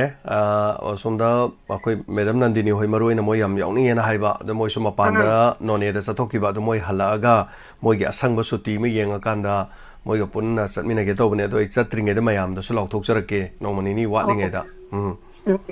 at aina hajam na kai non ba khoi khya thong da aina nam do khongjun ta la ku dipta ta bani na khya thong gi religion da la ko matam da ai ju religion da su angam ma ting pang jage ba adai da ai da post ai na pujar ke to bani ba ga pi ke to bani ba ai ke su kai di ai adu hajage na phone tarok bani adu su yai adagi ne khoi gi motum le kai da haitare semrok leibedo Prompat semrok leibedo adugi mapan do da haitare adu da su akoi imanaba lei adai da su imam me ma lei aduna imami mo higi number ga adumai ga lowraga moidaga thamjanbiraka na moi adai du yam chatpa haitare ko Oh nong bugi imami mo moida orso adagi khoi manabado hojiki semro kek leiba maning du da matungi da am leiye ado adai du ga to thambira masu ai kaure na han ta khrabani imo cha ko bani imo cha ai adum call toro haijarake ai horen program lor go orso ko ada kun ngak pagi tu yang pangning mai jak ide ba sun ta ba ide ngasai su ai ngasai ai ada ini mapam jaga da khoi na tat padi ngam da bani na mayam ne piring is da plapi ho ge na taw bani ba ina yam nuai adu soidena to biyo ngam haiba tare ko ngasai su aina keno to jari ni khoigi moida ko ai photo ka pa thajan jari ne ba ai sem salor ni ai singai je ai thadana ni ga ne ko program do da Facebook ta nongal ko da ui ba hoi ada joina message ta di tha bne de urang goda uram moidra na ije khanjana ba okay ai uram do mandre adu bu thaga jari adum pau phone se dum number su lei rom ni na ko hoi tamjarage thank you thaga jari yam ngai mathangi kola da kodong saba pizari aduga ai sida uchari belai siam nuksi belai mkhangne ado asi kaino yam phasai si lei kari leino khangdre siam chawre sida koi ge madam angobi sorok khaibam angobi karong do adune ba sigi lei se ai ngonde pigi belai ne sigi lei sida ni da inuksi sine sigi lei se aina somda radio de lering da sigi lei se khoi chal pusparani na char ani khak pore ba no si boi chi da boi tor kai nom tor ko porok ni mai khoi ge lei si kano tor ko porok kari hai no pali tor pu le adai da sigi lei se hau gan rane du bon to kan da khoi han ba lei tha ba horok pai du da ni ko kang le ma pham ha na pi ba hu dam pham ni adai da mana sigi lei se ne mana jung sa le du ga si kyam sathi ba lei oiram ge da pa season jin nai da hai tare kalen leite ningtham tha leite dum pangsa ta sat pa dum pangsa ta sat adu si lei se madam angobi na khoi da lak pa da maru pu gi bane adu maru pu gi ba du da gi madam ge angobi da phajana hore lei se am ngai jai madam angobi nong lak pa da maru pu bi ro ai di hojik da du lei char dum lei tre adu ga amuk tha na bai tare soje hino pali jin kamai to no mem ta de aduga ekoi gi nakan da suyum thang na bai nakan da hoji hino mo pan sai yang ngan na kamai to no khang de hoji kan se matam se karam mo mo to no sa thaga chari madam angobi soro ka na utpirak pa thabirak pa am noi jai koi de gi pu gi ba lei du na amu phalana ho le ram ba ha ta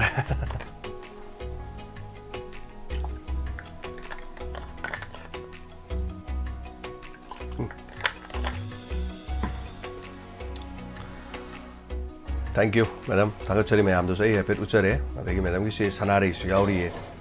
Sanari phajaba phajak re. Laina phajaba sidi kare hongani.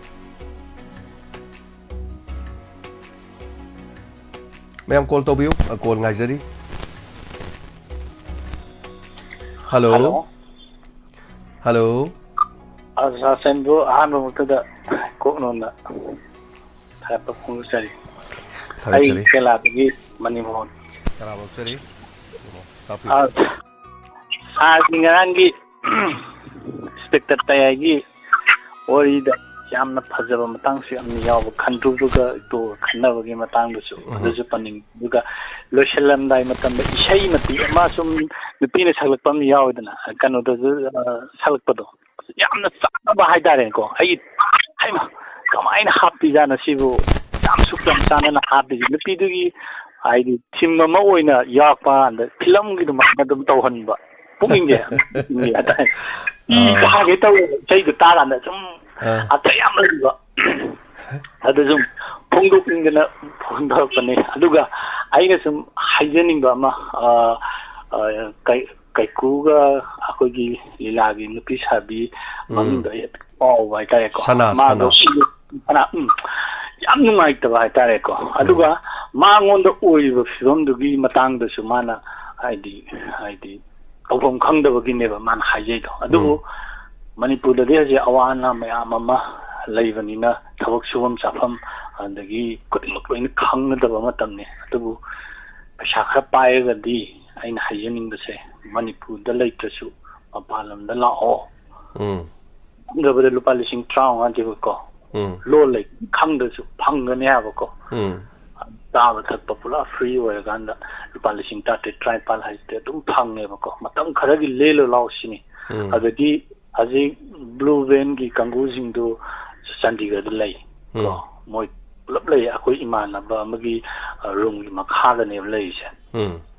ꯃꯣꯏ ꯑꯗꯨꯝ ꯏꯁꯩ ꯆꯠꯂꯤ ꯈꯨꯗꯤꯡꯃꯛ ꯑꯗꯨꯗꯒꯤ ꯏꯁꯩꯕꯨ ꯇꯧꯕꯤꯔꯝꯕ ꯈꯨꯗꯤꯡꯃꯛꯁꯤꯡꯁꯦ ꯌꯥꯔꯒꯗꯤ ꯁꯣꯝꯗ ꯂꯥꯛꯑꯀꯥꯟꯗ ꯑꯗꯨꯃꯥꯏꯅ ꯆꯠꯄ ꯌꯥꯕꯒꯤ ꯈꯨꯗꯣꯡꯆꯥꯕꯁꯤ ꯂꯩꯌꯦꯕꯀꯣ ꯑꯗꯨꯒ ꯊꯕꯛ ꯁꯨꯕꯤꯅꯤꯡꯕ ꯍꯥꯏꯗꯤ ꯃꯇꯩ ꯃꯅꯥꯎ ꯁꯨꯐꯝ ꯆꯥꯐꯝ ꯈꯪꯗ꯭ꯔꯕ ꯑꯗꯒꯤ ꯇꯧꯐꯝ ꯈꯪꯗ꯭ꯔꯕ ꯃꯤꯁꯤꯡꯁꯦ ꯌꯥꯔꯒꯗꯤ ꯈꯨꯗꯣꯡꯆꯥꯕ ꯑꯗꯨꯝ ꯂꯩ ꯑꯩ ꯀꯝꯄꯅꯤ ꯑꯆꯧ ꯑꯆꯧꯕ ꯃꯌꯥꯝ ꯂꯣꯏꯅ ꯀꯟꯇ꯭ꯔꯦꯛ ꯑꯗꯨꯝ ꯂꯩ ꯑꯩ ꯈꯪꯖꯕ ꯑꯗꯨꯝ ꯄꯥꯎ ꯐꯥꯎꯅꯔꯒꯀꯣ ꯂꯥꯛꯄ ꯀꯥꯟꯗ ꯊꯕꯛ ꯁꯨꯐꯝ ꯆꯠꯐꯝꯁꯦ ꯂꯩꯇꯕꯅꯤꯅ ꯃꯅꯤꯄꯨꯔꯗ ꯍꯧꯖꯤꯛ ꯀꯥꯏ ꯆꯠꯂꯨꯅꯤ ꯆꯤꯡꯗ ꯃꯥꯟꯗ ꯆꯠꯂꯒ ꯇꯧꯔꯝꯕ ꯃꯌꯥꯝ ꯑꯃ ꯑꯗꯒꯤ ꯆꯦꯛ ꯁꯨꯕ ꯆꯠꯂꯁꯨ ꯍꯧꯖꯤꯛꯁꯤ ꯃꯤ ꯃꯌꯥꯝꯗꯨ ꯊꯣꯛꯂꯛꯄꯅꯤꯅ ꯔꯤꯂꯤꯐ ꯀꯦꯝꯗ ꯂꯩꯔꯤꯕ ꯈꯣꯠꯂꯤꯕ ꯃꯌꯥꯝꯁꯤꯡꯗꯨ ꯊꯣꯛꯂꯛꯄꯅꯤꯅ ꯁꯨꯐꯝ ꯆꯠꯐꯝ ꯈꯪꯗꯕ ꯑꯗꯨꯗꯒꯤ ꯔꯤꯂꯤꯐ ꯀꯦꯝꯗ ꯂꯩꯕ ꯏꯆꯜ ꯑꯃꯅ ꯃꯣꯔꯦꯒꯤ ꯏꯆꯜ ꯑꯃꯅ ꯄꯨꯛꯅꯤꯡꯒꯤ ꯋꯥꯔꯣꯜꯗ ꯑꯉꯥꯡ ꯆꯥꯛ ꯑꯆꯥꯄꯣꯠ ꯄꯤꯖꯅꯕ ꯀꯩꯝꯇ ꯂꯩꯇꯕꯒꯤ ꯃꯉꯣꯟꯗ ꯄꯦꯟꯖꯗꯕ ꯍꯥꯟꯅ ꯀꯩ ꯍꯥꯏꯇꯥꯔꯦ ꯑꯣꯏꯔꯝꯕ ꯃꯆꯥꯁꯤꯡꯅ ꯀꯞꯁꯤꯜꯂꯛꯄ ꯂꯥꯎꯁꯤꯜꯂꯛꯄ ꯑꯩꯈꯣꯏꯁꯨ ꯇꯧꯔꯤꯅꯦꯕ ꯏꯆꯥꯅ ꯀꯩꯅꯣꯝ ꯍꯥꯏꯔꯀꯥꯟꯗ ꯇꯧꯐꯝ ꯈꯪꯗꯕꯗꯣ ꯑꯗꯨꯅ ꯃꯣꯏꯗ ꯋꯥꯔꯝꯒꯗꯕ ꯃꯌꯥꯝꯁꯤꯡꯗꯨꯒꯤ ꯈꯜꯂꯀꯥꯟꯗ ꯆꯤꯐ ꯃꯤꯅꯤꯁꯇꯔꯅ ꯂꯨꯄꯥ 1,00,000 ꯄꯤꯕꯤꯒꯅꯤ ꯍꯥꯏꯕꯁꯦ ꯑꯊꯨꯕꯗ ꯄꯤꯕꯤꯔꯒꯗꯤ ꯃꯣꯏꯒꯤ ꯑꯋꯥꯕꯁꯦ ꯁꯤꯁꯨ ꯀꯣꯛꯀꯅꯤꯅ ꯈꯜꯂꯤ ꯆꯤꯐ ꯃꯤꯅꯤꯁꯇꯔꯕꯨꯗꯤ ꯍꯣꯠꯅꯕꯤꯔꯤ ꯉꯁꯤꯁꯨ ꯃꯣꯔꯦꯗ ꯃꯌꯥꯝ ꯑꯃ ꯆꯪꯕꯤꯔꯒ ꯍꯥꯏꯗꯤ ꯁꯦꯛꯁꯄꯤꯌꯥꯔꯅꯁꯨ ꯍꯥꯏꯈ꯭ꯔꯦ ꯍꯥꯏꯗꯤ ꯎꯞꯂꯝꯕ ꯎꯅꯥꯐꯥꯎꯗ ꯂꯣꯡꯊꯣꯛꯑꯒ ꯊꯤꯔꯅꯤ ꯍꯥꯏꯗꯣ ꯑꯗꯨ ꯇꯧꯕꯤꯕ ꯑꯣꯏꯁꯅꯨ ꯀꯣ ꯃꯅꯤꯄꯨꯔꯁꯤ ꯇꯧꯅꯤꯡꯕꯗ ꯇꯧꯕ ꯌꯥꯗꯕ ꯑꯗꯨꯗꯒꯤ ꯆꯠꯅꯤꯡꯕꯗ ꯆꯠꯄ ꯌꯥꯗꯕ ꯈꯨꯗꯤꯡꯃꯛꯇꯣ ꯑꯊꯤꯡꯕ ꯆꯤꯡꯗꯁꯨ ꯂꯩ ꯍꯥꯏꯕꯗꯨꯃꯇꯪꯇ ꯈꯪꯍꯟꯕꯤꯕ ꯌꯥꯝꯅ ꯐꯩ ꯑꯗꯨꯅ ꯑꯩꯅ ꯍꯥꯏꯖꯅꯤꯡꯕꯗꯤ ꯊꯕꯛ ꯁꯨꯐꯝ ꯆꯥꯐꯝ ꯈꯪꯗ꯭ꯔꯕ ꯑꯗꯒꯤ ꯃꯅꯤꯄꯨꯔꯗ ꯂꯩꯐꯝ ꯈꯪꯗ꯭ꯔꯕ ꯑꯗꯨ ꯑꯣꯏꯇꯥꯔꯒꯗꯤ ꯃꯄꯥꯟ ꯂꯝꯗ ꯃꯔꯨꯞ ꯃꯇꯥꯡ ꯑꯗꯨꯗꯒꯤ ꯈꯨꯗꯤꯡꯃꯛ ꯍꯥꯏꯇꯥꯔꯦ ꯊꯤꯅꯔꯒ ꯍꯧꯖꯤꯛ ꯀꯨꯀꯤꯒꯤꯗꯤ ꯑꯗꯨꯝ ꯑꯌꯥꯝꯕꯁꯨ ꯂꯥꯛꯑꯦꯕꯀꯣ ꯑꯗꯨꯝ ꯁꯨꯅꯈ꯭ꯔꯦ ꯃꯥꯒꯤ ꯁꯨꯅꯈꯤ ꯍꯣꯇꯦꯜ ꯌꯥꯎꯕ ꯈꯪꯗꯦ ꯑꯃ ꯈꯪꯗꯦ ꯂꯣꯏꯅ ꯇꯧꯅꯈꯤ ꯑꯗꯨꯅ ꯇꯟꯒꯅꯣ ꯌꯨꯝꯗ ꯁꯨꯝ ꯂꯩꯕ ꯇꯔꯛꯄꯗꯤ ꯑꯗꯨꯒ ꯃꯣꯔꯦꯗ ꯑꯩꯈꯣꯏꯒꯤ ꯃꯩꯇꯩ ꯃꯆꯥ 12 ꯁꯤꯈ꯭ꯔꯕ ꯃꯇꯨꯡꯗ ꯑꯗꯒꯤ ꯀꯩꯅꯣꯗ ꯑꯃ ꯀꯣꯟꯅ ꯀꯛꯆꯤꯡꯒꯤ ꯅꯠꯇꯕ ꯑꯃ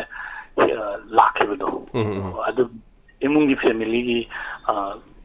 ꯊꯥꯒꯠꯂꯛꯄ ꯀꯥꯟꯗ ꯌꯦꯡꯕ ꯉꯝꯗꯦ ꯍꯥꯏꯕꯀꯣ ꯃꯆꯥꯅꯨꯄꯥ ꯑꯃꯒ ꯅꯨꯄꯤ ꯑꯃꯒ ꯌꯥꯎꯏ ꯑꯗꯨ ꯐꯔꯁꯨ ꯐꯠꯇ꯭ꯔꯁꯨ ꯃꯣꯏꯁꯨ ꯊꯕꯛ ꯁꯨꯐꯝ ꯆꯥꯐꯝ ꯈꯪꯗꯕꯅꯦꯕ ꯑꯗꯨꯝꯕꯁꯦ ꯃꯅꯤꯄꯨꯔꯗ ꯌꯥꯝ ꯂꯩꯌꯦꯕ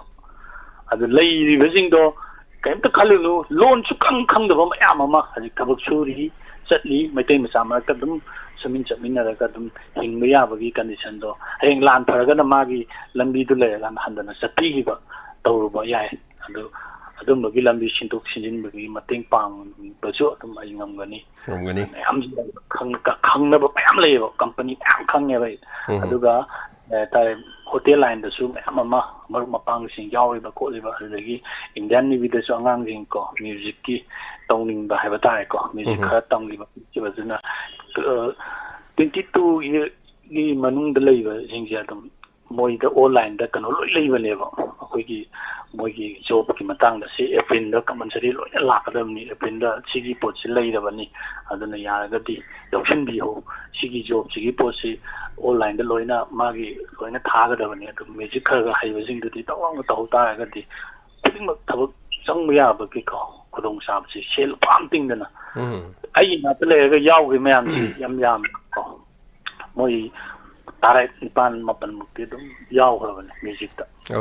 ꯑꯗꯨ ꯇꯧꯗꯅ ꯑꯗꯨꯅ ꯌꯥꯔꯒꯗꯤ ꯊꯕꯛ ꯂꯩ ꯋꯥꯒꯅꯨ ꯃꯅꯤꯄꯨꯔꯗ ꯊꯧꯅꯥ ꯂꯩꯕꯤꯌꯨ ꯀꯩꯗꯧꯕꯒꯤ ꯁꯤꯗꯣꯏꯅꯣ ꯃꯥꯅ ꯃꯁꯥ ꯃꯊꯟꯇ ꯁꯤꯅꯤꯡꯕ ꯄꯣꯛꯑꯦ ꯍꯥꯏꯕꯗꯣ ꯀꯩꯗꯧꯕꯒꯤ ꯁꯤꯗꯣꯏꯅꯣ ꯃꯤꯑꯣꯏꯕ ꯑꯣꯏꯅ ꯄꯣꯛꯑꯒ ꯑꯗꯨꯛ ꯌꯥꯝꯅ ꯍꯩꯔꯕ ꯇꯦꯂꯦꯟ ꯂꯩꯔꯕ ꯃꯥꯅ ꯁꯤꯕ ꯌꯥꯕ꯭ꯔꯣ ꯑꯩꯈꯣꯏ ꯃꯌꯥꯝ ꯂꯩꯔꯤ ꯄꯨꯛꯅꯤꯡ ꯆꯥꯎꯊꯣꯛꯄꯤꯌꯣꯅ ꯍꯥꯏꯖꯒꯦꯅ ꯇꯧꯔꯛꯄꯅꯦ ꯊꯥꯒꯠꯆꯔꯤ ꯕ꯭ꯔꯗꯔ ꯌꯥꯝ ꯅꯨꯡꯉꯥꯏꯖꯩ ꯊꯥꯒꯠꯆꯔꯤ ꯉꯔꯥꯡꯒꯤꯁꯨ ꯏꯁꯩ ꯑꯃꯇꯪ ꯍꯥꯏꯕꯤꯕꯗꯤ ꯏꯁꯩꯗꯣ ꯑꯩꯅ ꯍꯥꯟꯅ ꯏꯔꯒ ꯂꯩꯕ ꯑꯩꯅ ꯅꯨꯡꯁꯤꯖꯕꯤ ꯑꯩꯅ ꯈꯣꯏꯗꯥꯖꯕ ꯇꯧꯕ ꯏꯁꯩꯗꯨꯅꯤ ꯏꯁꯩ ꯃꯌꯦꯛ ꯑꯩꯅ ꯑꯗꯨꯝ ꯏꯖꯈꯤꯕꯅꯤ ꯁꯛꯄꯕꯨꯗꯤ ꯑꯩꯅ ꯆꯜꯃꯟꯗꯥꯀꯤꯅꯤꯗ ꯁꯍꯟꯖꯈꯤꯕꯅꯤ ꯍꯥꯏꯕ ꯇꯥꯔꯦ ꯌꯥꯝ ꯅꯨꯡꯉꯥꯏꯖꯔꯦ ꯇꯥꯛꯄꯤꯔꯛꯄ ꯑꯗꯨꯒ ꯊꯕꯛ ꯌꯥꯝꯅ ꯂꯩ ꯊꯕꯛ ꯂꯩ ꯏꯁꯥꯅ ꯁꯨꯕ ꯅꯣꯝꯕ ꯇꯟꯗꯕ ꯇꯥꯏ ꯃꯄꯥꯟ ꯂꯝꯗ ꯂꯥꯛꯇꯨꯅ ꯆꯠꯂꯒ ꯀꯔꯤꯒꯨꯝꯕ mateng pang ba pang jage aduga khangbi ning ba le di na tapira ni naw si number su dum lai mayam na kari gumba interest le ragadi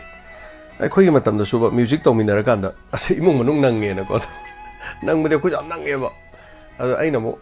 music to yum thado ga chatlaga maina tau gi bu de pam da ba hai tare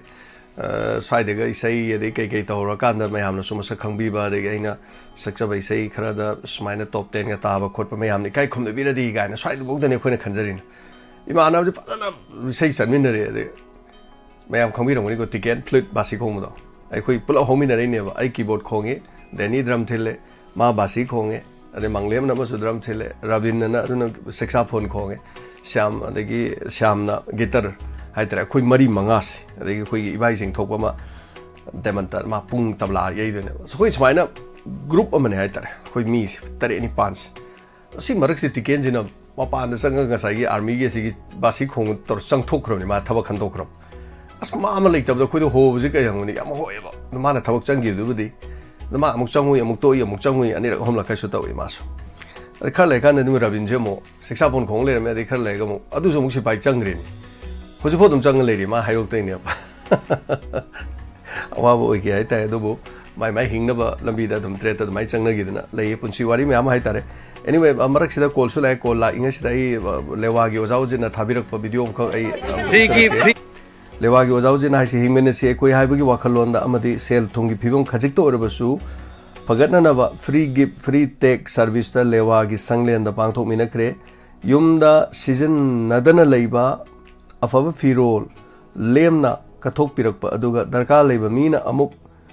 lauduna season ba haibase amadi masi amana amagi awat pada amana men khatna duna hingmina si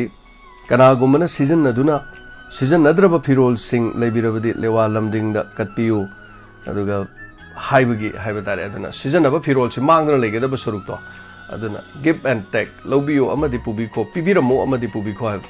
aduna adugi pandam dane ta pire thagachari lewa gi sir ojit thank you so much mathang kolam lo khachak hello hello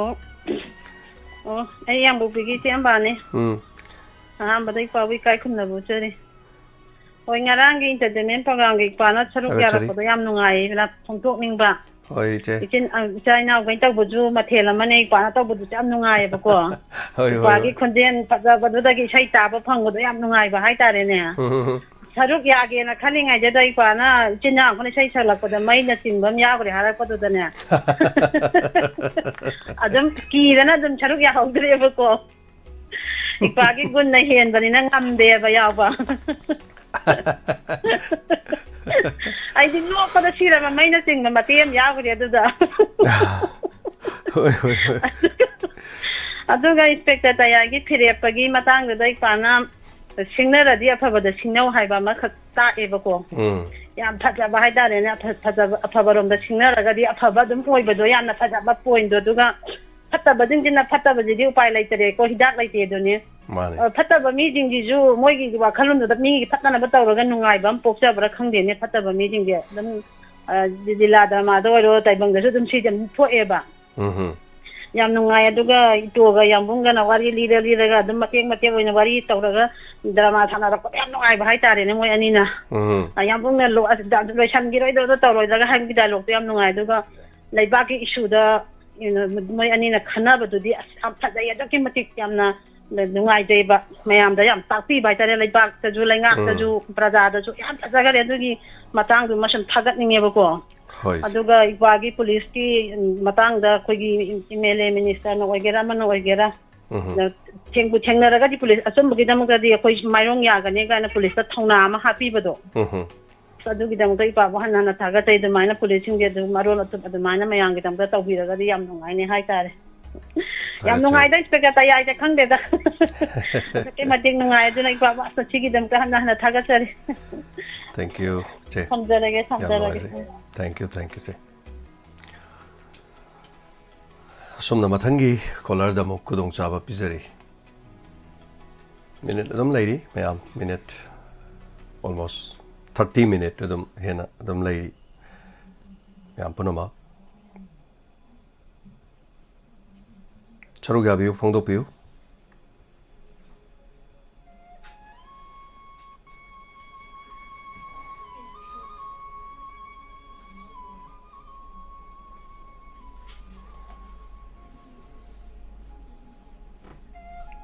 Jarda chava tok la si humanity fund da paisa mateng pang do na hingmin na bagi wakal da pokpi rak pangai nungai zai na tapire. Hello. Hello. Ima Bhanumati lại. Lại. Đúng không? Oh. Tapi ima kari happening ba? Cái nói chuyện này aku khol nga pagi ne khara mateng tong ne habi du ka dong to chatol no. Ima numit lepte paisa khai ri khara khara ngam jaba. Paisa yam lai marol ma poche lai re marol ma mu lai ri do ba. Oh adudi ngasi ka na tha ji re tong di tha na ba ngang du tong na du cha thok khia ba ngasi tawra ga tawre tawdra hayeng to won nang ni dana keso ga di ma hatho to ba keso lai ti ma. Oh aduda ngasai hainul ki bedu dane ai di hayeng ka tha kradra na ngaroi drai na hangak pa ne ba ai imana khaji tang cha ji du nei shu jing du na tawri do ko akoi di thamung de ki ko moi kang to min maram si da ko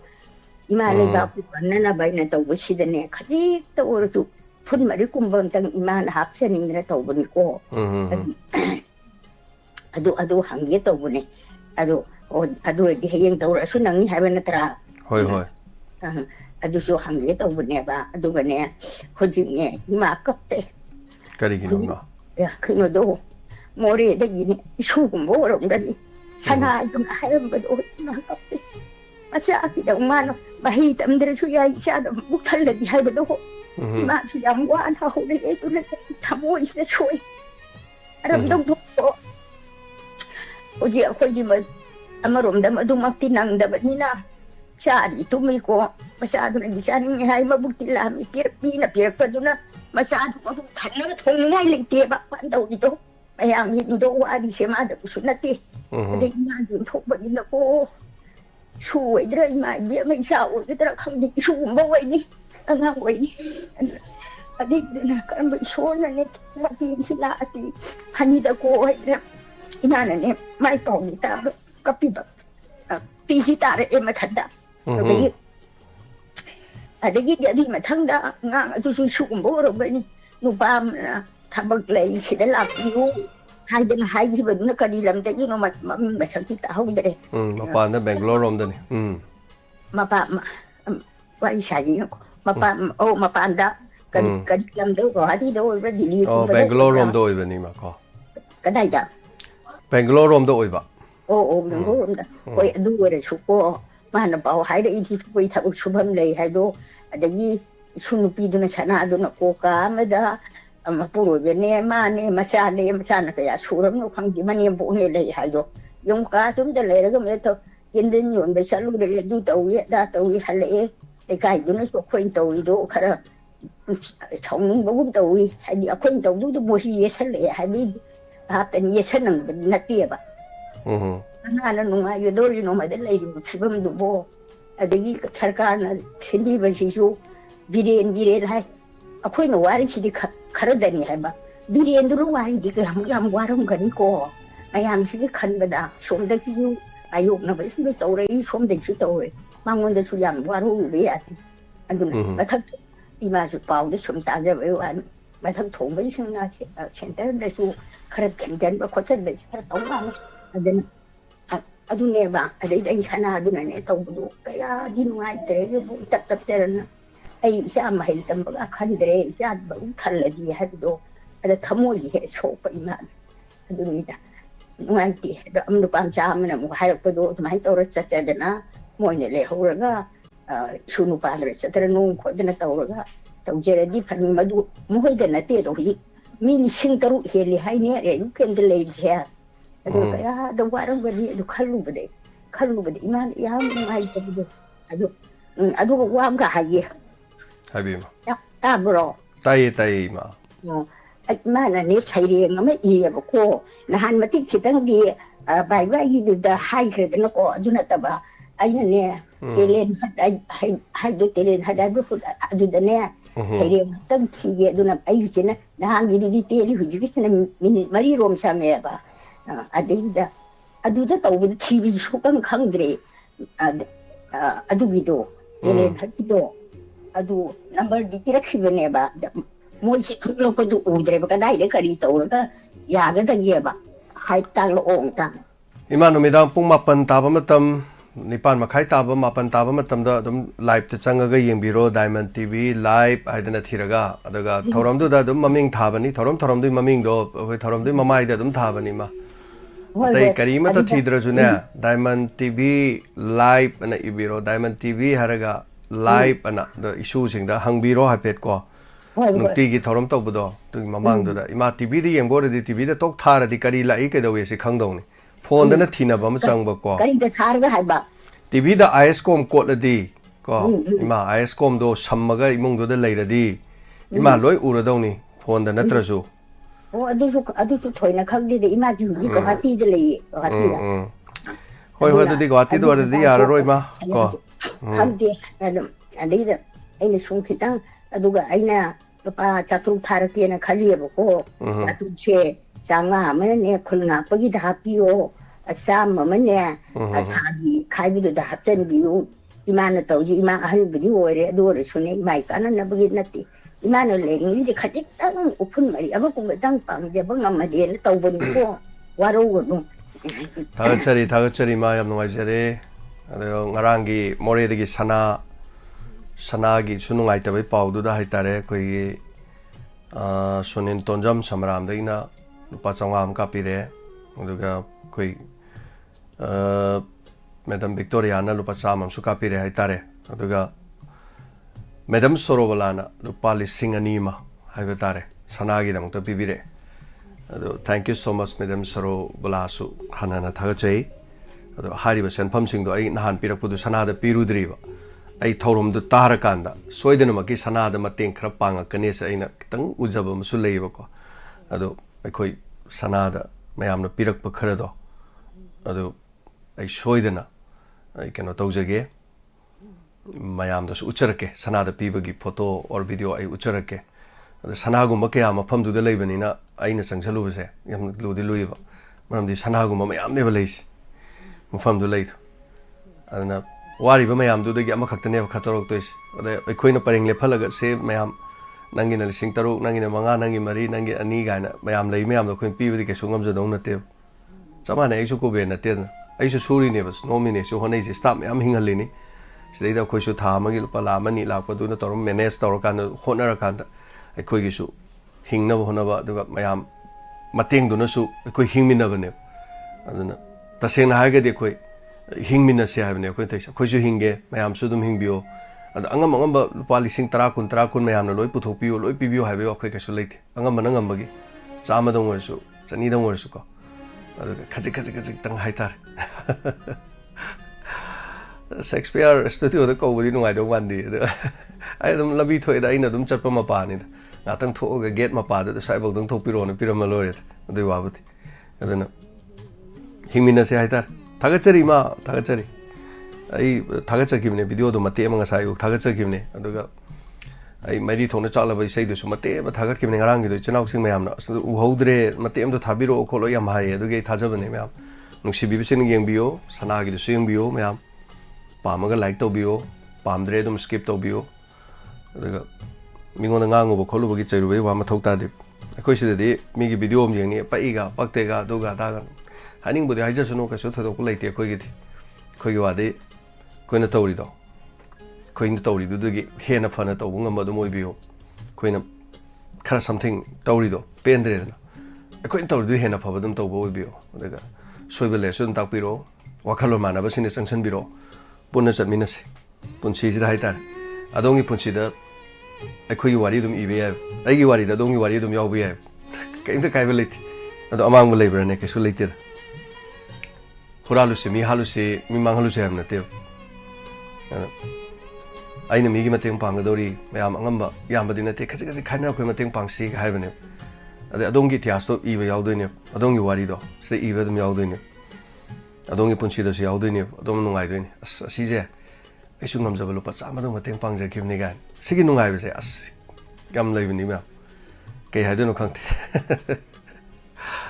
thank you so much thagachari yeah chi mathaksida asayuk chi wari sanai je Delhi da wari sanai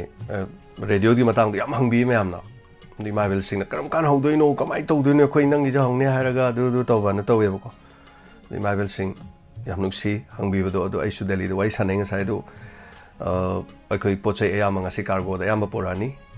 ꯑꯗꯨꯒ ꯌꯥꯝꯅ ꯌꯥꯡꯅ ꯑꯩꯈꯣꯏ ꯃꯌꯥꯝꯅ ꯈꯨꯗꯣꯜ ꯇꯝꯖꯒꯦ ꯑꯗꯨꯒ ꯑꯩꯅ ꯍꯥꯏꯖꯔꯤꯕꯁꯤꯅꯤ radio ꯑꯗꯨ ꯈꯛꯇ ꯅꯠꯇꯦ ꯃꯗꯨ ꯅꯠꯇꯕ ꯑꯃꯁꯨ ꯃꯗꯨ ꯅꯠꯇꯕ ꯃꯐꯝ ꯍꯥꯏꯇꯥꯔꯦ ꯇꯥꯕ ꯐꯪꯗꯕꯗꯣ ꯅꯣꯡꯄꯣꯛ ꯁꯃꯥꯏꯗ ꯇꯧꯔꯛꯏꯁꯤꯅ ꯁꯣꯝ ꯁꯥꯏꯠ ꯈꯔ ꯑꯃ ꯀꯕꯔ ꯇꯧꯅꯦꯕ ꯑꯗ ꯁꯣꯝꯗ ꯑꯃ ꯇꯧꯗꯣꯏꯁꯤꯅ ꯃꯥꯅ ꯈꯕꯔ ꯑꯃ ꯇꯧꯅꯦꯕ ꯁꯣꯝꯗ ꯇꯧꯔꯤꯁꯤꯅ ꯈꯕꯔ ꯑꯃ ꯇꯧꯅꯦꯕ ꯈꯖꯤꯛ ꯈꯖꯤꯛ ꯇꯥꯗꯕ ꯃꯐꯝꯁꯤꯡ ꯏꯃꯥꯏꯕꯦꯜꯁꯤꯡ ꯑꯗꯨꯒ ꯑꯍꯜ ꯂꯃꯟꯁꯤꯡ ꯌꯨꯝꯗ ꯄꯣꯊꯥꯐꯝ ꯈꯪꯗꯅ ꯂꯩꯔꯕ ꯈꯕꯔ ꯂꯨꯄꯥ 5 ꯄꯤꯕ ꯈꯕꯔ ꯑꯃ ꯂꯧꯔꯒ ꯄꯥꯕ ꯐꯥꯎꯕ ꯉꯝꯖꯗꯕ ꯑꯍꯜ ꯂꯃꯟꯁꯤꯡꯗꯣ ꯃꯈꯣꯏꯅ ꯌꯨꯝꯗ ꯃꯥꯡꯒꯣꯜ ꯃꯆꯥꯗ ꯃꯣꯕꯥꯏꯜꯒꯤ ꯕꯦꯇ꯭ꯔꯤ ꯑꯃ ꯁꯝꯖꯜꯂꯀꯥꯟꯗ ꯃꯥꯡꯒꯣꯜꯗ ꯐꯝꯃꯒ ꯇꯞꯅꯒ ꯇꯥꯖꯕꯗꯣ ꯑꯍꯜ ꯂꯃꯟꯁꯤꯡꯅ ꯄꯣꯊꯥꯖꯕꯗꯣ ꯁꯦꯅꯤꯌꯔ ꯁꯤꯇꯤꯖꯟ ꯃꯌꯥꯝ ꯑꯃ ꯍꯥꯏꯇꯥꯔꯦ ꯌꯨꯝꯗ ꯊꯕꯛ ꯇꯧꯖꯔꯤꯕ ꯍꯥꯎꯁ ꯋꯥꯏꯐ ꯃꯌꯥꯝ ꯑꯃ ꯆꯠꯂꯤꯁꯦ ꯊꯕꯛ ꯁꯨꯔꯤꯕ ꯃꯌꯥꯝ ꯁꯅꯥ ꯁꯨꯕ ꯎ ꯁꯨꯕ ꯃꯤꯁꯦ ꯃꯈꯜ ꯌꯥꯝꯃꯦꯕ ꯂꯩꯔꯤ ꯃꯌꯥꯝꯁꯦ ꯑꯗꯨ ꯃꯥꯟꯅꯗꯦꯀꯣ ꯑꯗꯨꯝ ꯂꯩꯔꯤꯁꯤꯡꯁꯦ ꯑꯗꯨ ꯃꯣꯕꯥꯏꯜ ꯄꯥꯏꯕꯁꯤꯡꯗꯤ ꯃꯣꯕꯥꯏꯜꯗ ꯁꯪꯀꯥꯟꯗ ꯉꯥꯏꯍꯥꯛꯇꯪ ꯌꯦꯡꯕ ꯌꯥꯏ ꯊꯕꯛ ꯁꯨꯒꯩ ꯁꯨꯔꯨꯔꯒ ꯍꯜꯂꯛꯑꯀꯥꯟꯗ ꯑꯗꯨꯝ ꯄꯣꯊꯥꯔ ꯌꯦꯡ ꯌꯥꯏ ꯑꯩ ꯁꯨꯝ ꯉꯥꯡꯉ ꯂꯩꯖꯩꯁꯦ ꯀꯣꯜ ꯂꯥꯛꯇꯕꯩꯅꯤ ꯀꯣꯜ ꯂꯥꯛꯑꯗꯤ ꯑꯗꯨꯝ ꯃꯤꯅꯤꯠ 10ꯒꯨꯝꯕ ꯂꯩꯖꯔꯤ ꯑꯗꯨꯝ ꯁꯔꯨꯛ ꯌꯥꯕꯤꯌꯨ ꯐꯣꯡꯗꯣꯛꯄꯤꯌꯨ ꯑꯗꯨꯒ ꯄꯥꯎꯃꯤꯟꯅꯁꯦ ꯀꯩꯀꯩ ꯈꯔ ꯇꯧꯃꯤꯟꯅꯁꯦ ꯑꯗ ꯃꯔꯛ ꯃꯔꯛꯇ ꯑꯦꯟꯇꯔꯇꯦꯟꯃꯦꯟ ꯄ꯭ꯔꯣꯒ꯭ꯔꯥꯝ ꯏꯁꯩ ꯁꯛꯅꯁꯤꯒꯨꯝꯕꯗ ꯑꯗꯨꯝ ꯃꯔꯛꯇ ꯆꯠ ꯂꯥꯎꯅ ꯑꯗꯨꯝ ꯂꯤꯁꯟꯖꯔꯛꯀꯦ ꯇꯟꯖꯥ ꯑꯃ ꯌꯦꯡꯉꯒ ꯑꯗ ꯑꯁꯨꯛ ꯀꯨꯏꯔ ꯃꯇꯝꯁꯤꯗ ꯑꯩꯅ ꯑꯩ ꯌꯥꯎꯍꯩꯔꯣꯏ ꯏꯁꯩꯒ ꯁꯛꯑꯣꯏ ꯏꯁꯩꯒ ꯁꯛꯅꯤꯡꯗ꯭ꯔꯤ ꯑꯩꯁꯦ ꯑꯩ ꯄꯥꯟꯗꯝ ꯑꯃ ꯐꯪꯗ꯭ꯔꯤ ꯐꯥꯎꯕꯗꯤꯅ ꯑꯗꯨꯝ ꯑꯩꯁꯨ ꯑꯗꯨꯝ ꯁꯤꯈꯥꯡ ꯑꯗꯨꯝ ꯂꯩꯕꯅꯦ ꯍꯥꯏꯇꯥꯔꯦ ꯏꯁꯩꯒ ꯁꯛꯅꯤꯡꯗꯦꯕ ꯍꯔꯥꯎꯕꯒ ꯑꯝꯇ ꯐꯣꯡꯗꯣꯛꯅꯤꯡꯗꯦ ꯍꯥꯏꯇꯥꯔꯦ ꯐꯖꯕ ꯐꯤꯔꯣꯡꯒ ꯁꯦꯠꯅꯤꯡꯗꯦ ꯉꯁꯥꯏ ꯑꯩꯒꯤ ꯄꯥꯟꯗꯝ ꯑꯃ ꯌꯧꯗ꯭ꯔꯤꯐꯥꯎꯗ ꯑꯗꯨ ꯈꯜꯂꯒ ꯀꯨꯔꯨ ꯇꯥꯁꯜꯂꯒ ꯇꯧꯔꯒ ꯐꯥꯟ ꯃꯊꯛ ꯑꯃꯗ ꯐꯤ ꯑꯃ ꯊꯥꯔ ꯇꯨꯝ ꯂꯩꯅꯦꯕ ꯑꯩꯁꯨ ꯆꯍꯤ 1 ꯃꯈꯥꯏꯃꯨꯛꯁꯦ ꯑꯗꯨꯒꯤ ꯄꯥꯟꯗꯝꯗꯣ ꯈꯤꯇꯪ ꯌꯧꯖꯔꯛꯑꯦ ꯀꯥꯏꯅ ꯈꯜꯂꯀꯥꯟꯗ ꯑꯩꯅ ꯌꯥꯝꯅ ꯅꯨꯡꯉꯥꯏꯔꯦ ꯑꯩ ꯍꯧꯖꯤꯛ ꯅꯤꯡꯕ ꯊꯨꯡꯉꯦ ꯍꯥꯏꯕꯒꯤ ꯋꯥ ꯂꯩꯇꯦꯀꯣ ꯀꯩꯁꯨꯝꯇ ꯑꯣꯏꯖꯗ꯭ꯔꯤ ꯍꯧꯖꯤꯛꯁꯨ ꯑꯗꯨꯒ ꯑꯩꯅ ꯅꯤꯡꯖꯔꯤꯕꯗꯤ ꯏꯃꯥ ꯏꯕꯦꯜꯁꯤꯡꯅ ꯑꯩꯈꯣꯏꯒꯤ ꯊꯧꯔꯝ ꯇꯥꯕ ꯐꯪꯗꯗꯅ ꯂꯩꯕꯗꯣ ꯇꯥꯕ ꯐꯪꯉꯅꯤ ꯍꯟꯗꯛꯀꯤ ꯊꯥꯁꯤꯗꯒꯤ ꯇꯥꯍꯜꯂꯅꯤꯅ ꯍꯥꯏꯕꯒꯤ ꯍꯣꯠꯅꯖꯕꯗꯣ ꯑꯗꯨ ꯌꯧꯕꯅꯤꯅ ꯏꯃꯥ ꯏꯕꯦꯜꯁꯤꯡꯗ ꯇꯝꯖꯕꯅꯤ ꯃꯁꯤ ꯑꯩꯒꯤ ꯅꯥꯄꯜꯁꯨ ꯅꯠꯆꯗꯦ ꯑꯩꯒꯤ ꯀꯩꯃꯧ ꯅꯠꯆꯗꯦ ꯑꯗꯨꯒ ꯃꯌꯥꯝꯅꯁꯨ ꯂꯥꯟꯅ ꯎꯕꯤꯗꯅꯕ ꯍꯥꯏꯇꯥꯔꯦ ꯃꯌꯥꯝ ꯄꯨꯝꯅꯃꯛ ꯑꯗꯨ ꯃꯌꯥꯝꯅ ꯈꯔ ꯁꯟꯗꯣꯛꯄꯤꯗꯣꯏꯁꯦ ꯀꯩꯅꯣ ꯍꯥꯏꯀꯥꯟꯗ ꯇꯥꯕ ꯐꯪꯈꯤꯗ꯭ꯔꯕ ꯏꯃꯥ ꯏꯕꯦꯜꯁꯤꯡꯗꯣ ꯑꯗꯩꯗ ꯇꯥꯕ ꯐꯪꯗꯕ ꯅꯣꯏꯒꯤ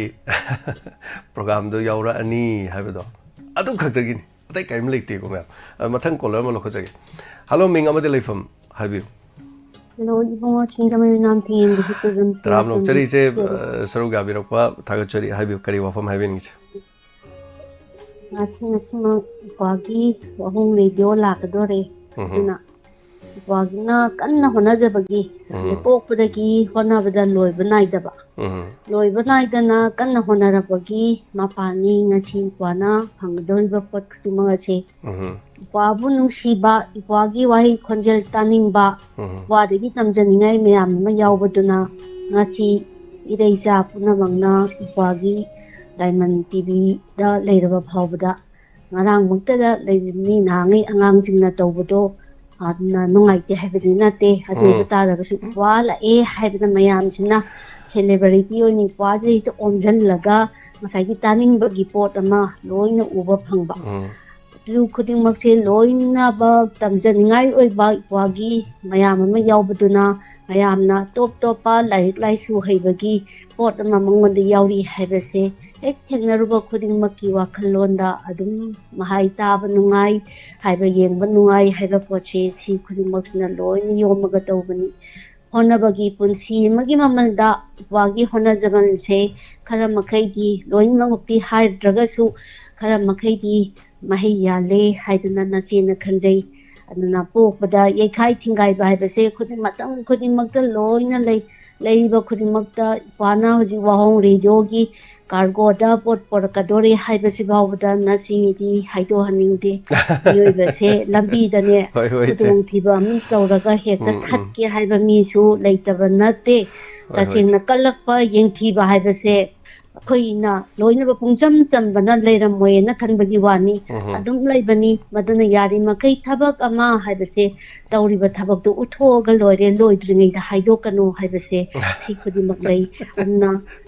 ꯏꯄ꯭ꯋꯥꯗ ꯑꯩꯈꯣꯏꯒꯤ ꯉꯥꯛꯄꯤꯕ ꯍꯩꯕ ꯃꯤꯑꯣꯏꯕꯁꯦ ꯉꯥꯛꯄꯤꯕ ꯍꯩꯌꯨ ꯍꯥꯏꯌꯦ ꯊꯞꯇ ꯊꯣꯛꯏꯕ ꯀꯣꯔꯧꯉꯥꯟꯕꯅ ꯇꯥꯏꯕꯪ ꯃꯆꯥ ꯑꯣꯏꯔꯤꯕ ꯑꯩꯈꯣꯏꯗ ꯄꯤꯕꯤꯔꯛꯄ ꯈꯨꯗꯤꯡꯃꯛꯇꯣ ꯑꯩꯈꯣꯏꯅ ꯄꯦꯟꯗ꯭ꯔꯒꯗꯤ ꯂꯥꯏꯑꯅ ꯆꯩꯕ ꯇꯥꯔꯒꯁꯨ ꯏꯄꯥꯅꯗꯤ ꯑꯩꯅ ꯁꯤ ꯇꯧꯈꯤꯕꯅꯤꯅꯦ ꯍꯥꯏꯗꯅ ꯅꯣꯡꯃꯇ ꯍꯥꯏꯈꯤꯗꯦ ꯍꯥꯏꯕ ꯋꯥꯐꯝꯗꯣ ꯑꯗꯨ ꯂꯩꯕꯗꯣ ꯑꯗꯨꯃꯛ ꯏꯄ꯭ꯋꯥꯒꯤꯗꯁꯨ ꯑꯗꯨꯝ ꯂꯩꯌꯦꯅ ꯈꯜꯂꯤ ꯑꯗꯨꯅ ꯈꯨꯗꯤꯡꯃꯛꯁꯦ ꯄꯦꯟꯊꯣꯛꯑꯒ ꯑꯗꯨꯅ ꯑꯩꯈꯣꯏꯒꯤ ꯄꯤꯊꯣꯛꯄ ꯉꯥꯛꯄꯤꯕ ꯍꯩꯕ ꯍꯥꯏꯕꯁꯦ ꯁꯤ ꯈ꯭ꯋꯥꯏꯗꯒꯤ ꯃꯣꯁ ꯏꯝꯄꯣꯔꯇꯦꯟꯅꯤ ꯑꯗꯨꯅ ꯏꯄ꯭ꯋꯥꯅ ꯇꯧꯔꯤꯕ ꯈꯨꯗꯤꯡꯃꯛꯇ ꯊꯕꯛ ꯈꯨꯗꯤꯡꯃꯛꯇꯁꯨ ꯇꯥꯏꯕꯪ ꯃꯄꯨꯅ ꯃꯥꯏ ꯄꯥꯛꯄ ꯄꯤꯕꯤꯁꯅꯨ ꯍꯥꯏꯗꯨꯅ ꯅꯆꯦꯅꯁꯨ ꯊꯝꯖꯔꯤ ꯑꯗꯨꯅ ꯉꯁꯥꯏꯒꯤ ꯏꯄ꯭ꯋꯥ ꯁꯦꯛꯁꯄꯤꯌꯥꯔꯅ ꯍꯥꯏꯕꯗꯁꯨ ꯈꯨꯜ ꯉꯥꯛꯏꯕ ꯀꯥꯡꯕꯨꯗꯁꯨ ꯉꯥꯏꯔꯦ ꯉꯁꯤꯃꯛ ꯑꯩꯈꯣꯏꯒꯤ ꯏꯝꯐꯥꯜ ꯃꯌꯣꯟꯗ ꯂꯩꯔꯤꯕ ꯑꯩꯈꯣꯏꯒꯤ ꯃꯤꯑꯣꯏꯆꯥ ꯄꯨꯝꯅꯃꯛꯁꯤꯗꯒꯤ ꯈꯨꯜ ꯉꯥꯛꯄꯒꯤꯅꯦꯅ ꯇꯧꯕ ꯃꯤꯁꯦ 100ꯒꯤ ꯃꯅꯨꯡꯗ 10ꯒꯨꯝꯕꯒꯗꯤ ꯆꯣꯡꯊꯣꯛꯑꯝꯒꯗ꯭ꯔꯥ ꯀꯗꯥꯏꯗ ꯀꯔꯤꯅ ꯇꯨꯃꯤꯟ ꯆꯦꯟꯕꯁꯤ 10ꯃꯨꯛꯀꯗꯤ ꯆꯦꯜꯂꯝꯒꯗ꯭ꯔꯥꯅ ꯈꯜꯂꯦ ꯅꯥꯀꯜ ꯑꯃꯗ ꯃꯨꯟꯅ ꯊꯤꯖꯤꯟꯕ ꯇꯥꯔꯒꯗ ꯉꯁꯤ ꯑꯩꯈꯣꯏꯅ ꯑꯊꯥꯕ ꯐꯩꯖꯨꯞ ꯁꯨꯞꯄꯒ ꯇꯨꯝꯂꯤꯕꯁꯦ ꯈꯨꯟ ꯉꯥꯛꯂꯤꯕ ꯀꯥꯡꯕꯨꯗꯤ ꯁꯤꯂꯣꯟ ꯁꯤꯟꯖꯤꯟ ꯇꯧꯔꯒ ꯏꯪꯈ꯭ꯔꯕ ꯅꯤꯡꯊꯝꯊꯥꯒꯤ ꯎꯂꯦꯟ ꯃꯔꯛꯁꯤꯗ ꯑꯍꯤꯡ ꯃꯤꯁꯦꯟ ꯈꯥꯡꯂꯤꯕꯅꯦꯕ ꯁꯤ ꯈꯨꯗꯤꯡꯃꯛꯁꯦ ꯈꯜꯂꯒ ꯉꯁꯤꯃꯛ ꯑꯗꯨꯝ ꯍꯥꯏꯅꯩ ꯁꯣꯔꯣꯛꯇ ꯃꯈꯣꯏꯁꯦ ꯒ꯭ꯔꯨꯞꯄꯤꯡꯁꯦ ꯌꯥꯝꯅ ꯆꯠꯈꯤꯁꯤ ꯀꯔꯣꯝꯗ ꯀꯔꯤ ꯂꯩꯕꯒꯦꯅ ꯍꯥꯏ ꯑꯗꯨꯅ ꯁꯤꯂꯣꯟ ꯁꯤꯟꯖꯤꯟꯒꯤ ꯇꯨꯃꯤꯟꯅꯗꯤ ꯂꯩꯊꯣꯛꯄ ꯌꯥꯗꯕ ꯑꯗꯨ ꯉꯥꯏꯍꯥꯛ ꯂꯩꯇꯅ ꯀꯥꯞꯁꯤꯜꯂꯛꯄ ꯑꯗꯨꯒ ꯇꯧꯔꯤꯕ ꯈꯨꯗꯤꯡꯃꯛ ꯑꯁꯤꯅ ꯇꯨꯃꯤꯟꯅ ꯑꯩꯈꯣꯏꯅ ꯇꯨꯝꯗꯅ ꯂꯩꯊꯣꯛꯑꯒꯗꯤ ꯏꯄꯥꯅ ꯍꯥꯏꯔꯤꯕꯗꯣ ꯍꯥꯟꯅ ꯏꯝꯐꯥꯜ ꯁꯤꯇꯤ ꯌꯧꯔꯅꯤ ꯉꯥꯏꯕ ꯃꯌꯥꯝꯁꯤꯅ ꯉꯥꯛꯄꯒꯤ ꯉꯁꯤ ꯑꯩꯈꯣꯏꯁꯦ ꯁꯨꯛ ꯌꯥꯝꯅ ꯅꯦꯅꯥ ꯇꯥꯅ ꯑꯩꯈꯣꯏꯗꯤ ꯂꯩꯊꯣꯛꯄ ꯉꯝꯃꯤꯅꯤ ꯁꯤꯗꯩꯁꯤꯗ ꯑꯩꯈꯣꯏꯒꯤ ꯈꯖꯤꯛꯇꯪ ꯀꯦꯁꯜꯂꯒ ꯄꯣꯁ ꯑꯃ ꯊꯥꯒꯠꯄ ꯌꯥꯔꯤꯃꯈꯩ ꯃꯁꯤ ꯇꯧꯕꯤꯔꯅꯨ ꯍꯥꯏꯕꯁꯨ ꯌꯥꯗꯦ ꯑꯗꯨꯅ ꯃꯊꯧ ꯂꯩꯇꯕ ꯃꯌꯥꯝ ꯑꯃꯅ ꯉꯁꯥꯏꯗ ꯑꯀꯥꯝꯄꯦꯠ ꯉꯥꯡꯉꯒ ꯑꯋꯥꯏ ꯑꯈꯨꯝ ꯇꯧꯅꯕꯗꯨꯗꯁꯨ ꯌꯥꯎꯕꯤꯔꯨꯔꯅꯨ ꯍꯥꯏꯕꯁꯨ ꯑꯗꯨꯝ ꯍꯦꯛꯇ ꯌꯥꯎꯁꯜꯂꯛꯏ ꯃꯁꯤ ꯈꯨꯗꯤꯡꯃꯛꯁꯦ ꯌꯥꯔꯤꯉꯩ ꯃꯥꯌꯣꯛꯅꯔꯒꯨꯝꯁꯤ ꯍꯥꯏꯕꯁꯤ ꯍꯦꯛꯇ ꯌꯥꯗꯕ ꯍꯧꯖꯤꯛꯁꯦ ꯑꯩꯈꯣꯏꯅ ꯃꯈꯣꯏꯒꯤ ꯉꯁꯥꯏꯒꯤ ꯐꯖꯕ ꯁꯛꯇꯣ ꯎꯅꯅꯕꯅ ꯊꯥꯒꯠꯂꯛꯏꯕ ꯄꯣꯠꯇꯣ ꯃꯗꯨꯃꯛꯇꯤ ꯄꯥꯝꯗꯦ ꯍꯥꯏꯕ ꯇꯝꯖꯅꯤꯡꯉꯥꯏ ꯑꯣꯏꯕ ꯏꯔꯝꯗꯝ ꯑꯁꯤꯒꯤ ꯃꯆꯪ ꯑꯣꯏꯕ ꯄꯣꯠ ꯃꯌꯥꯝ ꯑꯃ ꯑꯩꯈꯣꯏꯅ ꯃꯗꯨ ꯑꯣꯏꯅ ꯎꯠꯊꯣꯛꯄꯤꯔꯛꯄ ꯄꯥꯝꯃꯤ ꯑꯩꯈꯣꯏ ꯀꯗꯥꯏꯗ ꯂꯧꯁꯤꯡ ꯂꯩꯍꯧꯒꯅꯤ ꯍꯥꯏꯕꯗꯣ ꯍꯧꯖꯤꯛ ꯇꯥꯟꯅꯒꯗꯧꯕ ꯃꯇꯝꯅꯤ ꯑꯩꯈꯣꯏꯅ ꯂꯥꯟ ꯄꯥꯝꯗ꯭ꯔꯒꯁꯨ ꯂꯥꯟ ꯇꯥꯅꯤꯡꯕ ꯀꯥꯡꯕꯨꯅ ꯑꯗꯨꯝ ꯇꯥꯔꯒ ꯂꯩꯔꯕꯅꯤꯅ ꯑꯩꯈꯣꯏ ꯃꯗꯨꯗꯤ ꯉꯥꯛꯊꯣꯛꯇꯕ ꯌꯥꯗꯕ ꯄꯣꯠ ꯑꯃ ꯑꯣꯏꯔꯤ ꯃꯇꯝꯁꯤꯗ ꯑꯩꯈꯣꯏꯗꯤ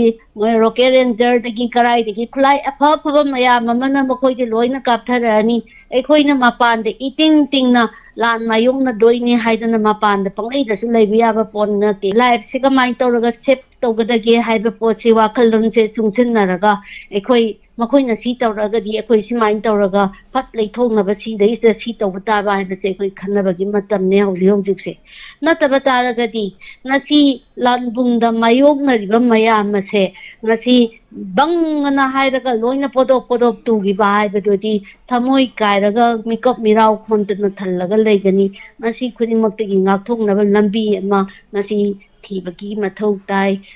ꯇꯁꯦꯡꯅ ꯑꯩꯈꯣꯏꯗꯤ ꯑꯃꯠꯇ ꯃꯥꯡꯍꯟꯅꯤꯡꯗꯦ ꯄꯤꯛꯈ꯭ꯔꯕ ꯐꯨꯔꯨꯞꯅꯤ ꯍꯥꯏꯗꯅ ꯑꯩꯈꯣꯏꯒꯤ ꯂꯩꯔꯤꯕ ꯃꯩꯇꯩ ꯈꯨꯟꯅꯥꯏ ꯑꯁꯤꯗ ꯑꯩꯈꯣই ꯃꯁꯦꯟꯗ ꯌꯦꯠꯅꯕꯒꯤ ꯊꯕꯛꯁꯤꯁꯨ ꯃꯁꯤ ꯌꯥꯔꯤꯃꯈꯩꯁꯦ ꯇꯧꯗꯕꯅ ꯐꯩꯌꯦꯅ ꯈꯜꯂꯤ ꯈꯖꯤꯛꯇꯪ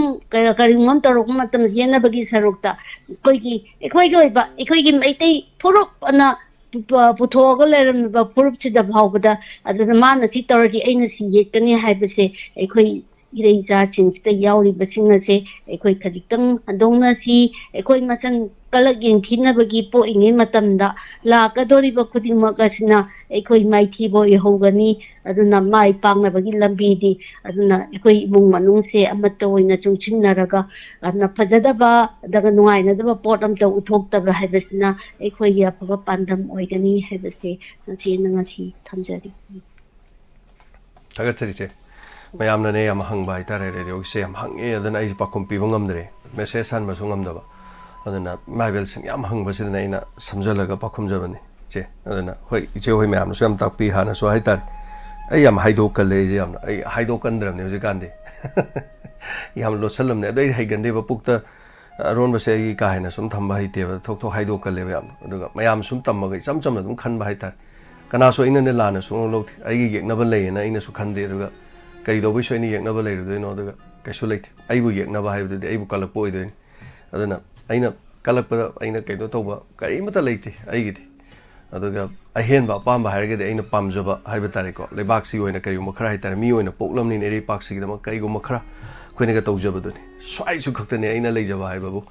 ꯑꯩ ꯊꯣꯡ ꯍꯦꯛꯇ ꯍꯥꯏꯗꯣꯛꯀꯜꯂꯦ ꯑꯗꯨ ꯃꯌꯥꯝꯁꯨ ꯌꯥꯝ ꯍꯪꯉꯦꯕꯀꯣ ꯋꯥꯍꯣꯡ ꯔꯦꯗꯤꯑꯣ ꯀꯔꯝ ꯀꯥꯟꯗ ꯍꯧꯗꯣꯏꯅꯣ ꯀꯃꯥꯏꯅ ꯇꯧꯗꯣꯏꯅꯣ ꯑꯗꯒꯤ ꯇ꯭ꯔꯥꯌꯦꯜ ꯊꯥꯔꯛꯇꯦꯅ ꯑꯗꯨ ꯇꯧꯗꯦꯅ ꯇ꯭ꯔꯥꯌꯦꯜꯗꯨ ꯊꯥꯒꯦ ꯇꯧꯕꯅꯦꯕꯀꯣ ꯑꯗꯩ ꯄꯣꯠ ꯆꯩ ꯈꯔ ꯋꯥꯠꯂꯤꯕ ꯍꯥꯏꯇꯥꯔꯦ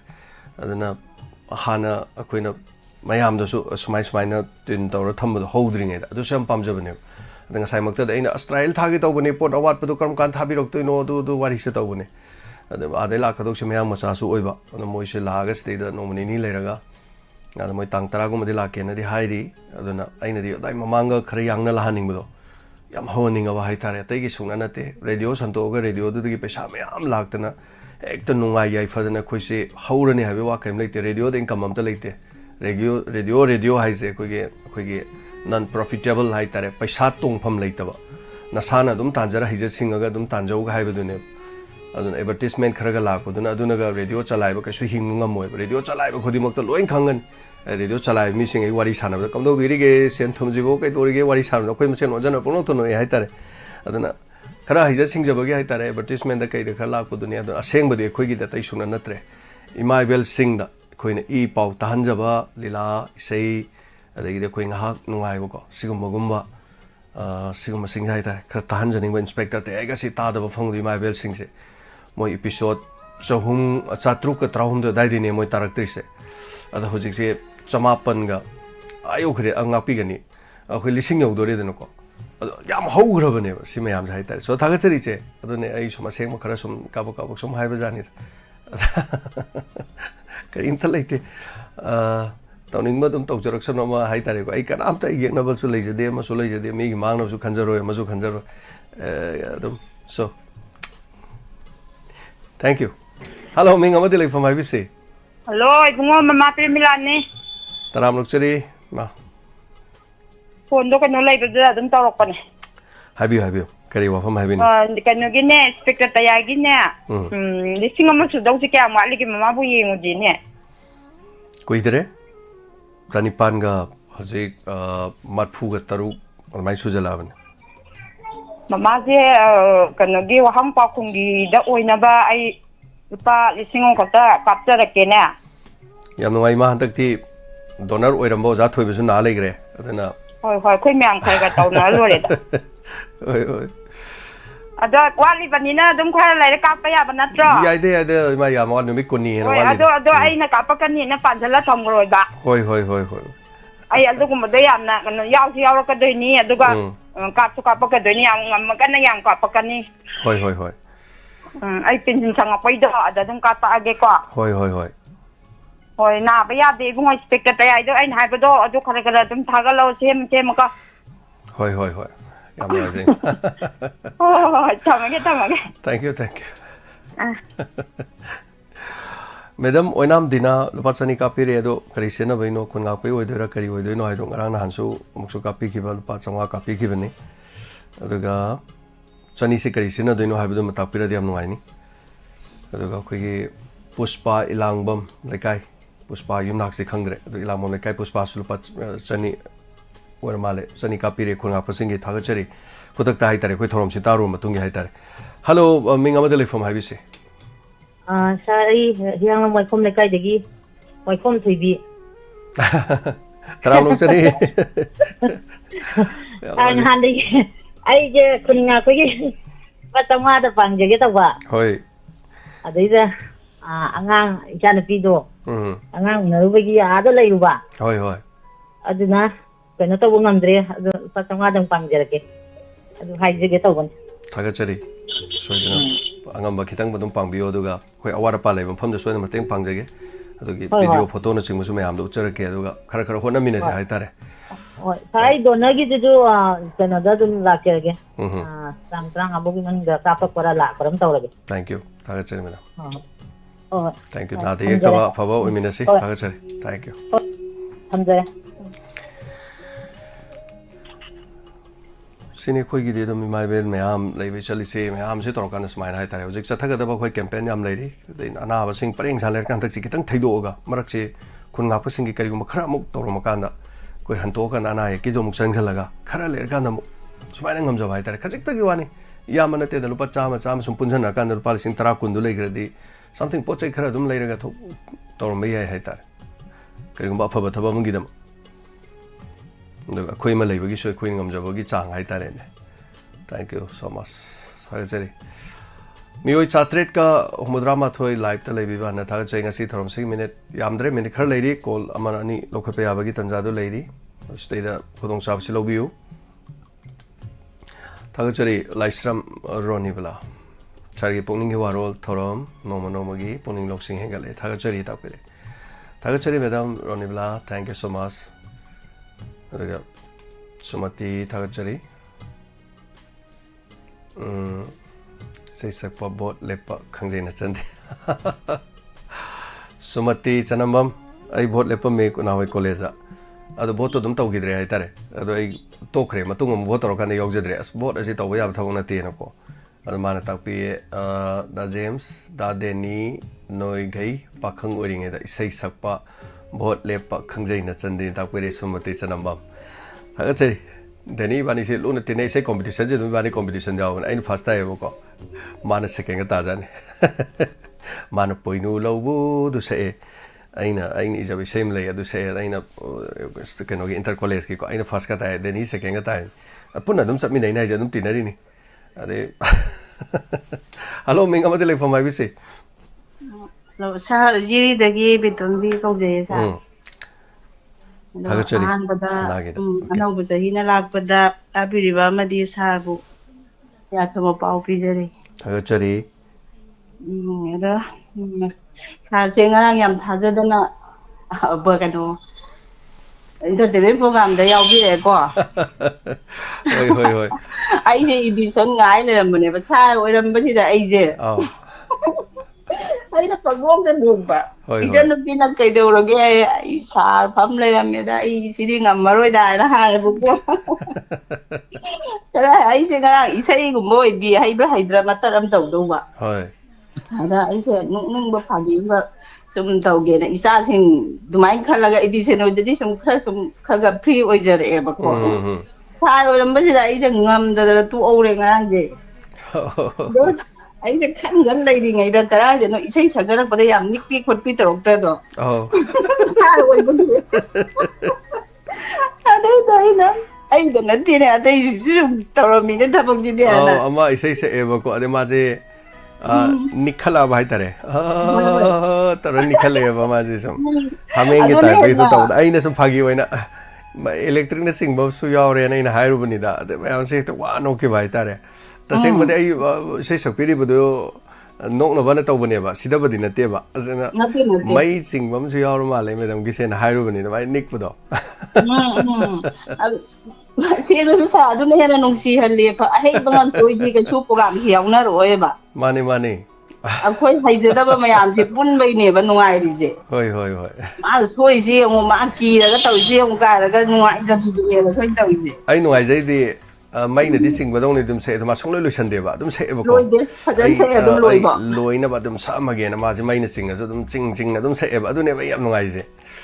nungai sa du mai do bu du gi ne ba mayam yauna ri je mayam no e ga na to ki do adu na te ngam na ba dum sak pa lei ba du ni da ina cham pha jai sei do maning da kitang mai sing ba di kitang yaure na hairu ne ba da thank you du sa ai je phone gi kana ba siam phange sa phone na mi myam mangi yam kalli ga haina bodo sumjan yam chumani aran ba season ready dum lali hai betai ado kana ba season ready kana koi phone gi mateng ne koi sandok seri diamond na sandok seri phone gi mateng ni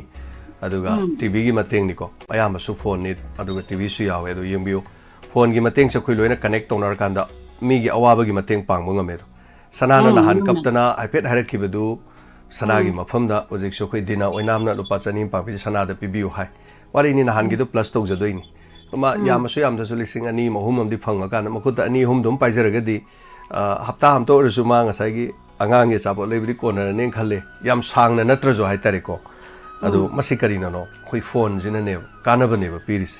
adu no je khoi khun ga pa gi mathang khoi mateng pang honari koi tok jari ko masikari na no phone na ne diamond tv gi program na ne ai khoi puno maksina ni hai batai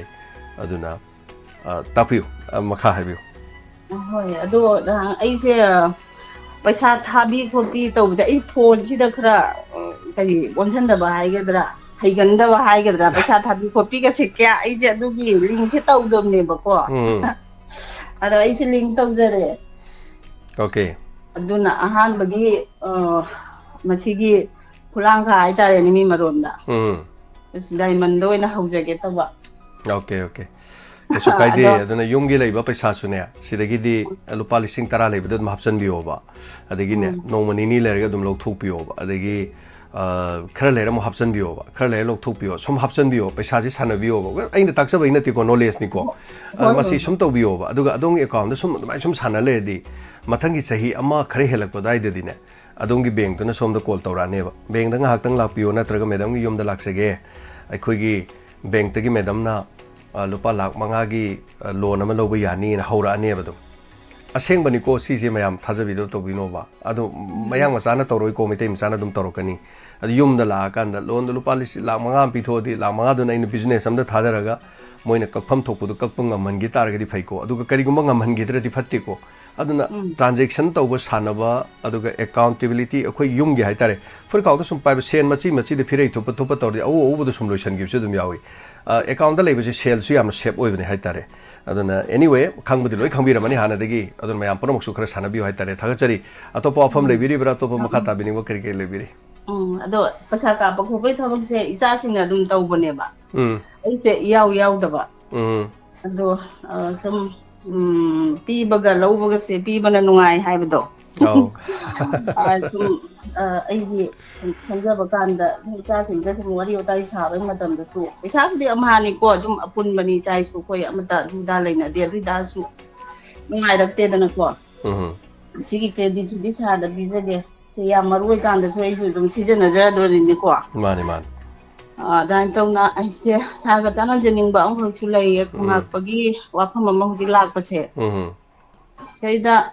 isa na pina haiba ina ma moi chungda di sempa che sum pamna bagi wam di lai bani to cha de paisa oi pin phadoi ra poron pi doi ra amta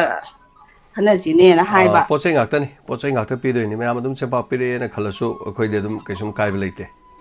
adu jigi dagi sempa se kai gumba khara aina ngamjaba khara thare khalaga saruna kamai to do na si process sang du kharak ta dira madu pochai wene tharak pani na khara di sana sa di mo tum ta lo je to wai moi da am da ka lai ga da bole di wa suana ina sempa to khara pi sira khan ba na tra ga na paisa oina lising ani khatang hang sira paisa oina tawraga sidagi sempa lai ra su gai khoina fare di coaching da sempa dum phang ba fare du di phangna da bra ina khan ba ina sempa phange khoi sida coaching da dum sempa dum phange yam sempa dum cheng a haw bagi ko dum phange hoi paisa tha ba dum muk tam gi ge sa da gi sa funny nang na ba hap cha ke thank you thagachari am ngai se yam ngai se thagachari thoram saruga bi ro masini khoi myam panamak khoi tengbang mi na bagi wakhalon da tawri se aduna amana sumaina tawba horu da amasu dum tawrakani amasu dum mateng pangbire hauji amasu lupa chahu mama thara e thabirak badane myam nane khoi purpose do adu thak habira di ham ngai don season pham do ko na badi aina khon ngak pagi haibor mal thabirak po usarani thagachari usarani kun ngak pagi na dum ibiration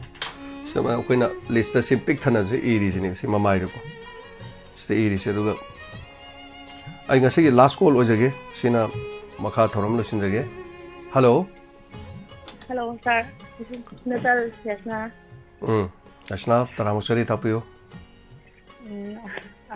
hello ki ahan bu ne sir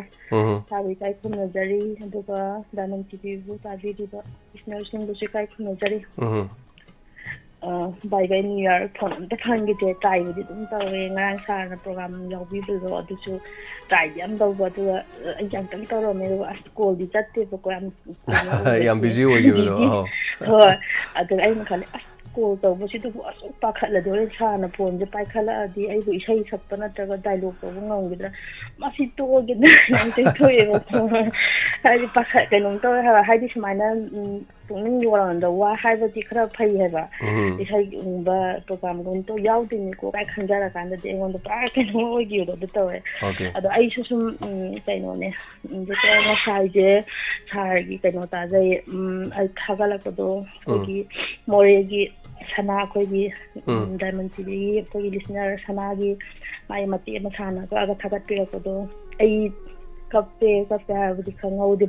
ꯋꯥꯔꯤꯗꯨ ꯇꯥꯅ ꯑꯗꯨꯝ ꯄꯨꯛꯅꯤꯡ ꯌꯥꯝ ꯅꯨꯡꯁꯤꯕ ꯑꯃ ꯐꯥꯎꯋꯦ ꯑꯗꯨꯕꯨ ꯑꯩꯒꯤꯁꯨ ꯏꯃꯥ ꯏꯄꯥ ꯍꯥꯏꯔꯤꯕ ꯔꯦꯗꯤꯠꯀꯤ ꯃꯐꯝꯗꯨꯗ ꯂꯩꯔꯤꯕꯅꯦ ꯍꯥꯏꯕ ꯁꯥ ꯑꯩꯁꯨ ꯂꯝꯗꯝꯗꯨꯗꯒꯤ ꯌꯥꯝ ꯑꯉꯥꯡ ꯑꯣꯏꯅ ꯃꯐꯝꯗꯨ ꯊꯥꯗꯣꯛꯈꯤꯕꯅ ꯂꯩꯀꯥꯏꯁꯤꯗ ꯀꯅꯥ ꯃꯧ ꯂꯥꯛꯏ ꯑꯗꯨ ꯀꯅꯥ ꯑꯉꯥꯡ ꯀꯌꯥꯝ ꯆꯥꯍꯧꯔꯦ ꯂꯩꯍꯧꯅꯔꯤꯁꯤꯡꯗꯣ ꯑꯩ ꯀꯩꯝꯇ ꯈꯪꯈꯤꯗꯔꯦ ꯍꯥꯏꯕ ꯑꯗꯨꯒ ꯑꯩꯅ ꯑꯩꯈꯣꯏꯒꯤ ꯏꯔꯥꯡ ꯊꯣꯛꯇ꯭ꯔꯤꯉꯩꯗ ꯆꯠꯂꯨꯕ ꯃꯇꯝꯗ ꯑꯩꯈꯣꯏꯒꯤ ꯂꯩꯔꯝꯃꯤꯕ ꯃꯌꯥꯝꯗꯣ ꯀꯣꯟꯅ ꯁꯛꯈꯪ ꯃꯈꯪꯅꯀꯥꯟꯗ ꯑꯩ ꯁꯅꯥꯁꯨ ꯈꯪꯅꯔꯛꯑꯦ ꯃꯣꯔꯦ ꯆꯠꯄꯗ ꯑꯗꯨꯕꯨ ꯁꯅꯥꯁꯦ ꯑꯩꯈꯣꯏꯗꯒꯤꯗꯤ ꯁꯦꯅꯤꯌꯔ ꯑꯣꯏꯒꯅꯤ ꯑꯗꯨꯕꯨ ꯑꯩꯒꯤ ꯂꯩꯀꯥꯏꯒꯤ ꯏꯅꯥꯎꯅꯨꯄꯥꯁꯤꯡ ꯊꯣꯛꯄ ꯑꯃꯅ ꯂꯧꯔꯝꯕ ꯍꯥꯏꯇꯥꯔꯦ ꯃꯥꯁꯦ ꯑꯗ ꯍꯣꯏ ꯑꯗꯨꯒ ꯑꯩꯈꯣꯏꯒꯤ ꯂꯩꯀꯥꯏꯒꯤ ꯏꯅꯦ ꯍꯥꯏꯇꯥꯔꯦꯀꯣ ꯑꯗ ꯁꯅꯥ ꯍꯣꯏꯒꯤ ꯃꯇꯩꯁꯤꯡꯗꯨꯅ ꯑꯩꯈꯣꯏ ꯑꯉꯥꯡ ꯑꯣꯏꯔꯤꯉꯩꯒꯤ ꯀ꯭ꯂꯥꯁꯃꯦꯠꯀ ꯑꯣꯏꯔꯛꯄ ꯑꯗꯣ ꯁꯅꯥꯗꯤ ꯑꯩꯈꯣꯏꯗꯒꯤꯗꯤ ꯆꯍꯤꯗꯗꯤ ꯁꯦꯅꯤꯌꯔ ꯑꯣꯏꯔꯒꯅꯤ ꯑꯣꯏꯔꯒꯁꯨ ꯑꯩꯈꯣꯏ ꯂꯩꯀꯥꯏꯒꯤ ꯑꯉꯥꯡꯁꯤꯡꯅ ꯂꯧꯔꯝꯕꯅꯤꯅ ꯃꯤꯡꯒꯧꯅꯗꯤ ꯌꯥꯅꯗ꯭ꯔꯕꯀꯣ ꯑꯩꯈꯣꯏꯁꯦ ꯑꯗꯨꯝ ꯑꯗꯨꯃꯥꯏꯅ ꯇꯧꯋꯦ ꯑꯗꯣ ꯑꯩꯁꯦ ꯌꯥꯝ ꯋꯥꯕ ꯋꯥꯈꯜꯗ ꯐꯥꯎꯋꯦ ꯍꯥꯏꯕꯗꯤ ꯑꯩ ꯔꯤꯂꯤꯐ ꯀꯦꯝꯞꯁꯤꯗ ꯏꯃꯥ ꯏꯄꯥꯁꯨ ꯂꯩꯔꯤꯅꯦ ꯍꯥꯏꯕ ꯂꯩꯕꯁꯦ ꯑꯩꯅ ꯑꯩꯈꯣꯏ ꯏꯃꯥ ꯏꯄꯥꯗ ꯍꯪꯉꯦ ꯏꯃꯥ ꯀꯩ ꯄꯨꯔꯛꯑꯒꯦ ꯀꯩ ꯆꯥꯅꯤꯡꯉꯦ ꯈꯣꯠꯅꯤꯡꯉꯦ ꯑꯩꯕꯨꯗꯤ ꯁꯤꯗ ꯐꯖꯅ ꯁꯦꯂꯔ ꯂꯧꯔꯒ ꯑꯩ ꯁꯣꯝꯗ ꯂꯩꯔꯦ ꯐꯖꯅꯀꯣ ꯑꯗꯣ ꯑꯩ ꯌꯨꯝ ꯀꯩ ꯄꯥꯜꯂꯒ ꯂꯩꯈꯤꯕ ꯑꯩ ꯌꯨꯝ ꯀꯩ ꯄꯥꯟꯕ ꯀꯨꯏꯖꯗ꯭ꯔꯒꯁꯨ ꯑꯩꯗꯤ ꯃꯣꯔꯦ ꯍꯥꯏꯕ ꯃꯐꯝꯁꯤꯗꯤ ꯑꯩꯅ ꯌꯥꯝ ꯑꯉꯥꯡ ꯑꯣꯏꯔꯤꯉꯩꯗ ꯏꯁꯥꯒꯤ ꯆꯍꯤ 13 ꯁ꯭ꯋꯥꯏꯗꯒꯤ ꯑꯩ ꯊꯥꯗꯣꯛꯈ꯭ꯔꯕꯅꯦꯕ ꯃꯐꯝꯁꯦ ꯃꯇꯝ ꯀꯨꯏꯅ ꯑꯩ ꯃꯐꯝꯁꯤꯗ ꯆꯠꯆꯨꯗ꯭ꯔꯦ ꯍꯥꯏꯕꯗꯤ ꯑꯩꯒꯤ ꯊꯕꯛ ꯑꯃꯒꯤ ꯌꯥꯗꯕꯒꯤ ꯃꯔꯝꯅ ꯆꯠꯇ꯭ꯔꯦ ꯐꯔꯛ ꯇꯥꯕꯗꯤ ꯑꯗꯨ ꯀꯣꯟꯅ ꯑꯩꯅ ꯆꯥꯎꯔꯛꯑꯀꯥꯟꯗ ꯆꯠꯂꯀꯥꯟꯗꯗꯤ ꯄꯨꯔꯥ ꯆꯦꯟꯖ ꯇꯧꯔꯝꯕꯒꯤ ꯑꯗꯒꯤ ꯂꯩꯔꯝꯃꯤꯕ ꯀꯨꯀꯤꯁꯤꯡꯗꯨꯅ ꯇꯧꯔꯝꯕ ꯃꯑꯣꯡ ꯃꯇꯧ ꯌꯥꯝ ꯊꯤꯅ ꯆꯦꯟꯖ ꯑꯣꯏꯈ꯭ꯔꯦ ꯑꯩ ꯑꯗꯨꯝ ꯍꯥꯏꯖꯒꯦꯀꯣ ꯁꯥꯔꯗ ꯑꯩ ꯃꯣꯔꯦ ꯆꯠꯂꯨꯏ ꯁꯥꯔ ꯁꯨꯃꯥꯏꯅ ꯇꯧꯔꯝꯃꯤ ꯕꯔꯃꯥꯁꯤꯡꯗꯨꯅ ꯑꯙꯥꯔ ꯀꯥꯔꯗ ꯄꯥꯏꯔꯀꯥꯟꯗ ꯃꯈꯣꯏꯅ ꯑꯩꯈꯣꯏꯒꯤ ꯁꯤꯇꯤꯖꯦꯟ ꯁꯥꯍꯧꯋꯤ ꯑꯩꯅ ꯁꯥꯔꯗ ꯊꯝꯖꯒꯦ ꯃꯃꯥꯡꯗ ꯑꯩꯅ ꯃꯣꯔꯦꯗ ꯍꯜꯂꯛꯈꯤꯕꯒ ꯑꯩ ꯀꯨꯏꯗꯅ ꯁꯣꯏꯗꯅ ꯏꯔꯥꯡ ꯀꯩꯒꯨꯝꯕ ꯑꯃ ꯂꯥꯛꯀꯅꯤ ꯍꯥꯏꯕꯗꯤ ꯋꯥꯈꯜꯁꯤꯗ ꯑꯩ ꯐꯥꯎꯖꯔꯦ ꯍꯥꯏꯕ ꯀꯤꯕꯗꯣ ꯍꯥꯏꯗꯤ ꯃꯤꯇꯣꯞꯁꯤꯡꯗꯨꯅ ꯑꯗꯨꯛꯀꯤ ꯃꯇꯤꯛ ꯍꯦꯟꯖꯜꯂ ꯂꯩꯔꯝꯕꯗꯨꯅ ꯑꯗꯨꯕꯨ ꯏꯔꯥꯡ ꯊꯣꯛꯑꯦ ꯍꯧꯖꯤꯛ ꯀ꯭ꯔꯥꯏꯁꯤꯁ ꯑꯣꯏꯔꯦ ꯑꯩꯒꯤꯁꯨ ꯌꯨꯝꯗꯣ ꯌꯥꯝ ꯅꯨꯡꯉꯥꯏꯇꯕ ꯍꯥꯏꯕꯗꯤ ꯑꯩ ꯄꯤꯛꯏꯉꯩꯗꯒꯤ ꯂꯩꯖꯔꯛꯄ ꯑꯩꯒꯤ ꯌꯨꯝꯅꯤꯗꯅꯀꯣ ꯁꯥꯔ ꯑꯗꯨ ꯃꯩ ꯆꯥꯛꯈ꯭ꯔ ꯃꯇꯨꯡꯗꯗꯤ ꯄꯨꯝꯅꯃꯛ ꯂꯣꯏꯈ꯭ꯔꯦ ꯑꯩꯈꯣꯏꯗꯤ ꯌꯨꯝꯒꯤꯗꯨꯗꯤ ꯄꯨꯔꯥ ꯌꯣꯡꯆꯥꯛꯁꯦ ꯃꯤ 3-4ꯅ ꯀꯣꯟꯗ ꯊꯨꯡꯗꯕ ꯌꯣꯡꯆꯥꯛꯁꯤꯅ ꯍꯦꯛꯇ ꯄꯥꯟꯊꯔꯛꯄꯁꯦ ꯇꯦꯛꯊꯈꯩ ꯄꯥꯜꯂꯀꯥꯟꯗ ꯂꯝꯕꯤꯗ ꯆꯠꯄ ꯃꯤꯈꯩꯅ ꯒꯥꯔꯤ ꯃꯊꯛꯇꯩ ꯂꯥꯝꯃꯒ ꯍꯦꯛꯄꯒ ꯌꯥꯕꯒꯤ ꯀꯟꯗꯤꯁꯟ ꯍꯥꯏꯕ ꯑꯩꯈꯣꯏꯒꯤꯗꯨꯗꯤ ꯑꯗꯨꯃꯥꯏꯅ ꯆꯍꯤꯁꯤꯗ ꯌꯣꯡꯆꯥꯛꯁꯤꯗꯒꯤ ꯁꯥꯔꯤ ꯄꯩꯁꯥ ꯌꯥꯝ ꯊꯤꯅ ꯁꯥꯏꯕ ꯑꯩꯈꯣꯏꯒꯤ ꯏꯃꯥꯍꯣꯏ ꯕꯕꯥꯍꯣꯏꯅ ꯁꯥꯖꯩꯁꯦ ꯄꯨꯝꯅꯃꯛ ꯂꯣꯏꯅ ꯂꯣꯏꯈ꯭ꯔꯦ ꯂꯣꯏꯅꯃꯛ ꯍꯧꯖꯤꯛ ꯑꯩꯈꯣꯏꯒꯤꯅ ꯍꯥꯏꯕꯗ ꯀꯩꯝꯇ ꯂꯩꯍꯧꯗꯕꯅꯤ ꯑꯗꯨꯕꯨ ꯍꯧꯖꯤꯛ ꯃꯈꯣꯏ ꯂꯣꯏꯅꯃꯛ ꯂꯥꯛꯇꯨꯅ relief ꯀꯦꯝꯞꯁꯦ ꯑꯀꯥꯝ ꯄꯥꯠꯄꯁꯨ ꯂꯩꯅꯔꯦ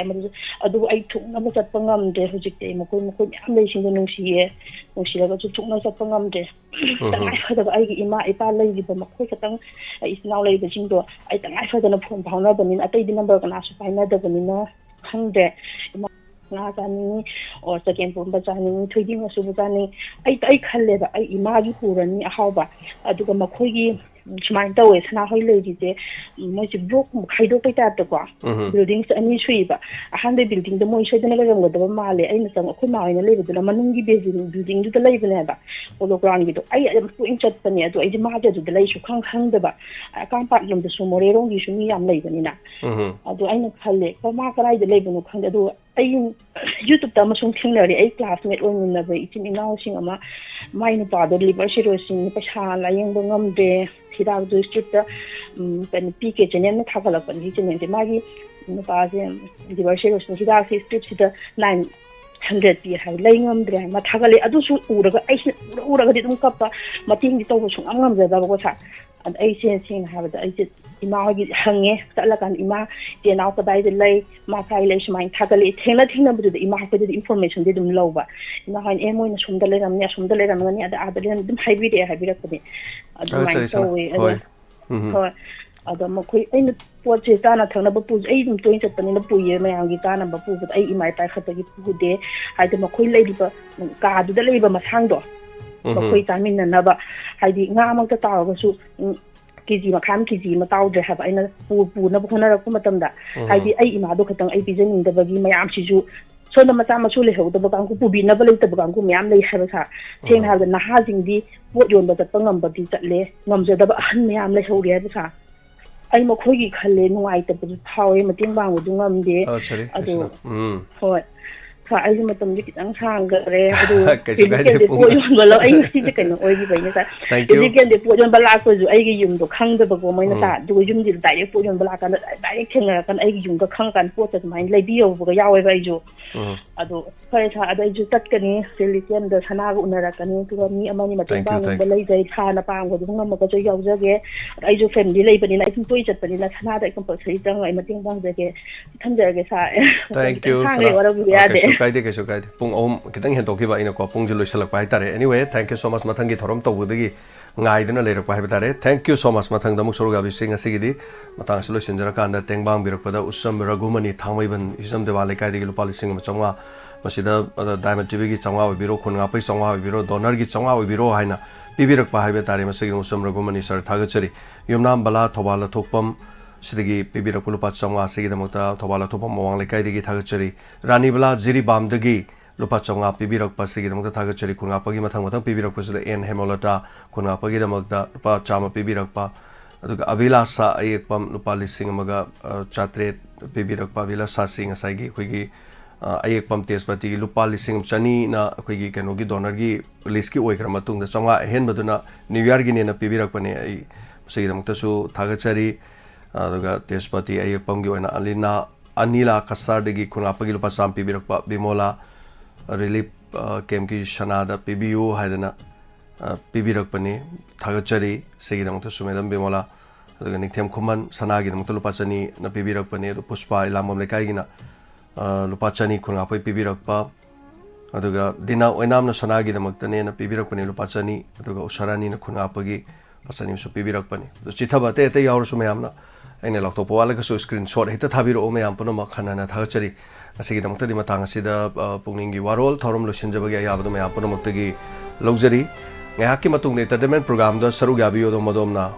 ngasigi thormasi hena mapung phanbi bagi da mahana na thagachari kari gi damta thormasi tawjari bino ai khoi mayam puno ma khana nei nar kan da thormasi gi man kari kanan bagi ayabdo khoi mon amuk to khana nei na bi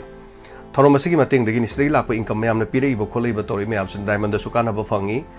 awana da sukana ba fangi ai khoi gi thokliba thodo wa tok da awana tar sing sukana ba fangali adu rabadi adomna thormasi yaubi ba matamda kana ba fangali ba sikana da kudong chajadra ba singdan hena nungai raba yaitong phamdong ma da natti ai khoi gi sigum thorom sinani awana tar ba sing lekhidra ba sing laing mangam dra ba sing khajik tor ba sum khoi mateng pang duna diamond tv no honar gi ba khoi gi mathang na kari gi mutang amina thorom sinani it is a reality show si toksina ba natti aduna khoi me ampano man aseng ba thamoi digi tholok thamoi gi mapaw duna thorom sina mioi ba gi khunai de kana ba phanghalli ban adom na kari mat to bungam dra ba su no ma soi dina to bungam boy biu adom gi pungning na support to biu thumbs up to biu aduna thorom sina mioi ba khunai de kana han ba pihalli hai ba ngahak ta gi khoina karim ka thaina dana ai khoina lek thok nati entertainment program da torosu khoina ngara ngahak to jabada lupa lising ahum mari phangi de kari gi damuk to no khun nga pa singi ni kari gum khar to ge na tholei puna mak singa se miyam na ngamhal liban kana amata na nati cho sang na nati amana nati adom na ni aduna pukchel saur ba dom gi mateng na diamond tv gi program sini khoina puna mak ngamjari ban aduna angak padi phawi rangani mayam puna ni kari no hari sibo thorom sa sin karam ngam mi bino aduna thabuk oina du mosara ke du mak soidina aduna mata ngi matu gi na so thaga chari nga sigi namta di matang se thorom lusin jabagi ayab du lugjar kanda mikup khara gi tungda thorom asigi tungda amukhana miyam gi damakta entertainment program gi damakta sem saduna leiri hariba thorom asida miyam puna mona saru gabiro puna mapu asigi james seruzam amukana thorom lusin jabagi ayab du lugjari puna mapu khurumjari and take care thank you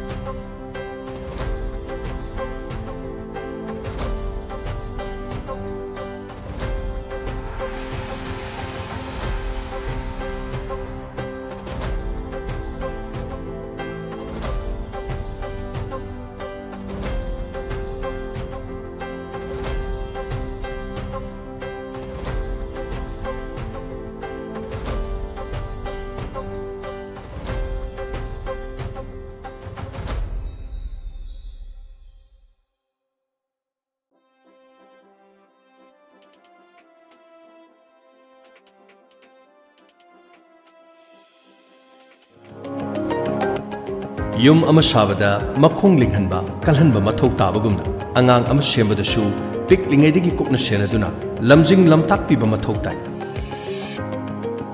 aduna chahi kayadagi angang kaya ama loinaduna sembiba sabibagi experience leiraba oja kaya amana adongi angang sing adubu lamjing lamtak pinaba ngaiduna leizari New Baby English School Kakchingda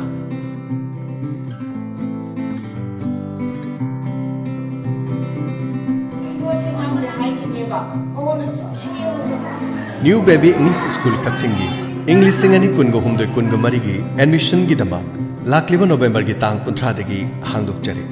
akopa marol gi damak call togiu 8794112869 New Baby English School Kakching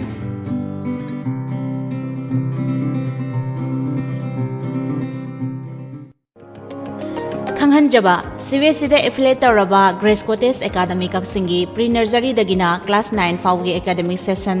English singani kungamari kungamanga gi admission form thaba amadi admission hauzare Academy asina pijariba khudongchaba singdi pre-nursery dagina class 6 fawgi day boarding gi khudongchaba pijari bus service Kaksing Palel Wabagai Hianglam Mantak Khongjom Papal Teksham Khongjom Sapam Samram Lamkhai Nupi masa amasung nupa masa singi boarding gi khudong chaba su leijai February tha asigi ani suba sayol dagi regular class hauzargani khanghan jariba principal Grace Cottage Academy Kaksing contact number pizari 9366 424189 amuktang gahana 9366 424189 Karigumba dom yumda laiba anabasingi hidakapa dressing tauba blood sample loba rice tube hapa catheterization hapa enema tobinaba experience lairaba nurse amati doctor thibada awaba thengnabirabadi wabiraganu Medland Home Nursing Care Service Manipurna pungpun mari chupna adom yumda laktuna hidakapa injection piba dressing tauba feeding tube hapa catheter hapa amadi makhal kya ge anabasing experience lairaba doctor amadi nursing tuna mating pangjari akupa marol gi damag Medland gi helpline number 9205987988 ta call tawduna tanabiu National amadi state awardee MD Zia Ulak Pusamna makhada pijariba layong sing asi layangjari manung changba yadaba manung changbada chang naidaba manung changbada matam kuina changba Saujanan thaba amangthong mayada pomba amangthong manungda pomba amangthong da makun hulaga nai chaba pistula amangthong gi akoibada maring maring chatlaga hagajaba puk nungshit kaba gastric problem leiba e taba chikpa naba tonsil sinus asma khong naba thagi khongkap chang nai daba fingau chatpa singli nauri son thaba asina singba sing layang jari ba mafam singdi Kekrubila North AOC opposite Kekru Part Imphal ayuki pung 10 dagina nungthil gi pung 5 fawba mayang Imphal Kochak Bazar da ayuki pung 6 dagi ayuki pung 9 fawba Yaripok Bamo Laikai Kabarstan Road Thangjunumit amasung yumsakaisa khudingi ayuki pung 10 dagi nungthil gi pung 3 fawba Jumi Colony All Bazar near Muslim Masjid Sisipur akupa marol gi damak contact tawbiu MD Zia Ulak Pusham 8414825323 amuktang hana 8414825323 Free Health Camp Pangthok Charagani Ministry of Health and Family Welfare Government of India gi Ayushman Bhava campaign gi makhada lakliba January gi tang 3 ayuk pung 9 dagi nungthil gi pung 2 fawbada Free Health Camp ama CIC Kaksing da pangthok chagadori hariba health camp asida CJ Academy of Health Sciences Imphal dagi tonga ba doctor sing lakpigani kudong chaba silobi ningba singna CIC Kaksing da lakpina na ba khanghanjari Leijere miyam gidamakta ahongba mamalda cake sabagi training masagi thabak tawba migi su training asigi matam gidamakta awaba laihanjaroi matam ama hektada khudong chaba su pijagani ahanbada basic course sponge cake cupcake chocolate cake cookies cheese na chingba design tawbagi khudong chaba su pijari interest le biba singna singjamai wangma baigapati lekai contact number 8837231574 amadi 7085964679 amuka suhanna 8837231574 31574 amadi 7085964679 asigi contact number asida contact tawbiba yagani. याइफबी I care की सही मरी सुबह की anniversary लापग लोइनना मियाम की दमत offer feature mid lying बगी OPD free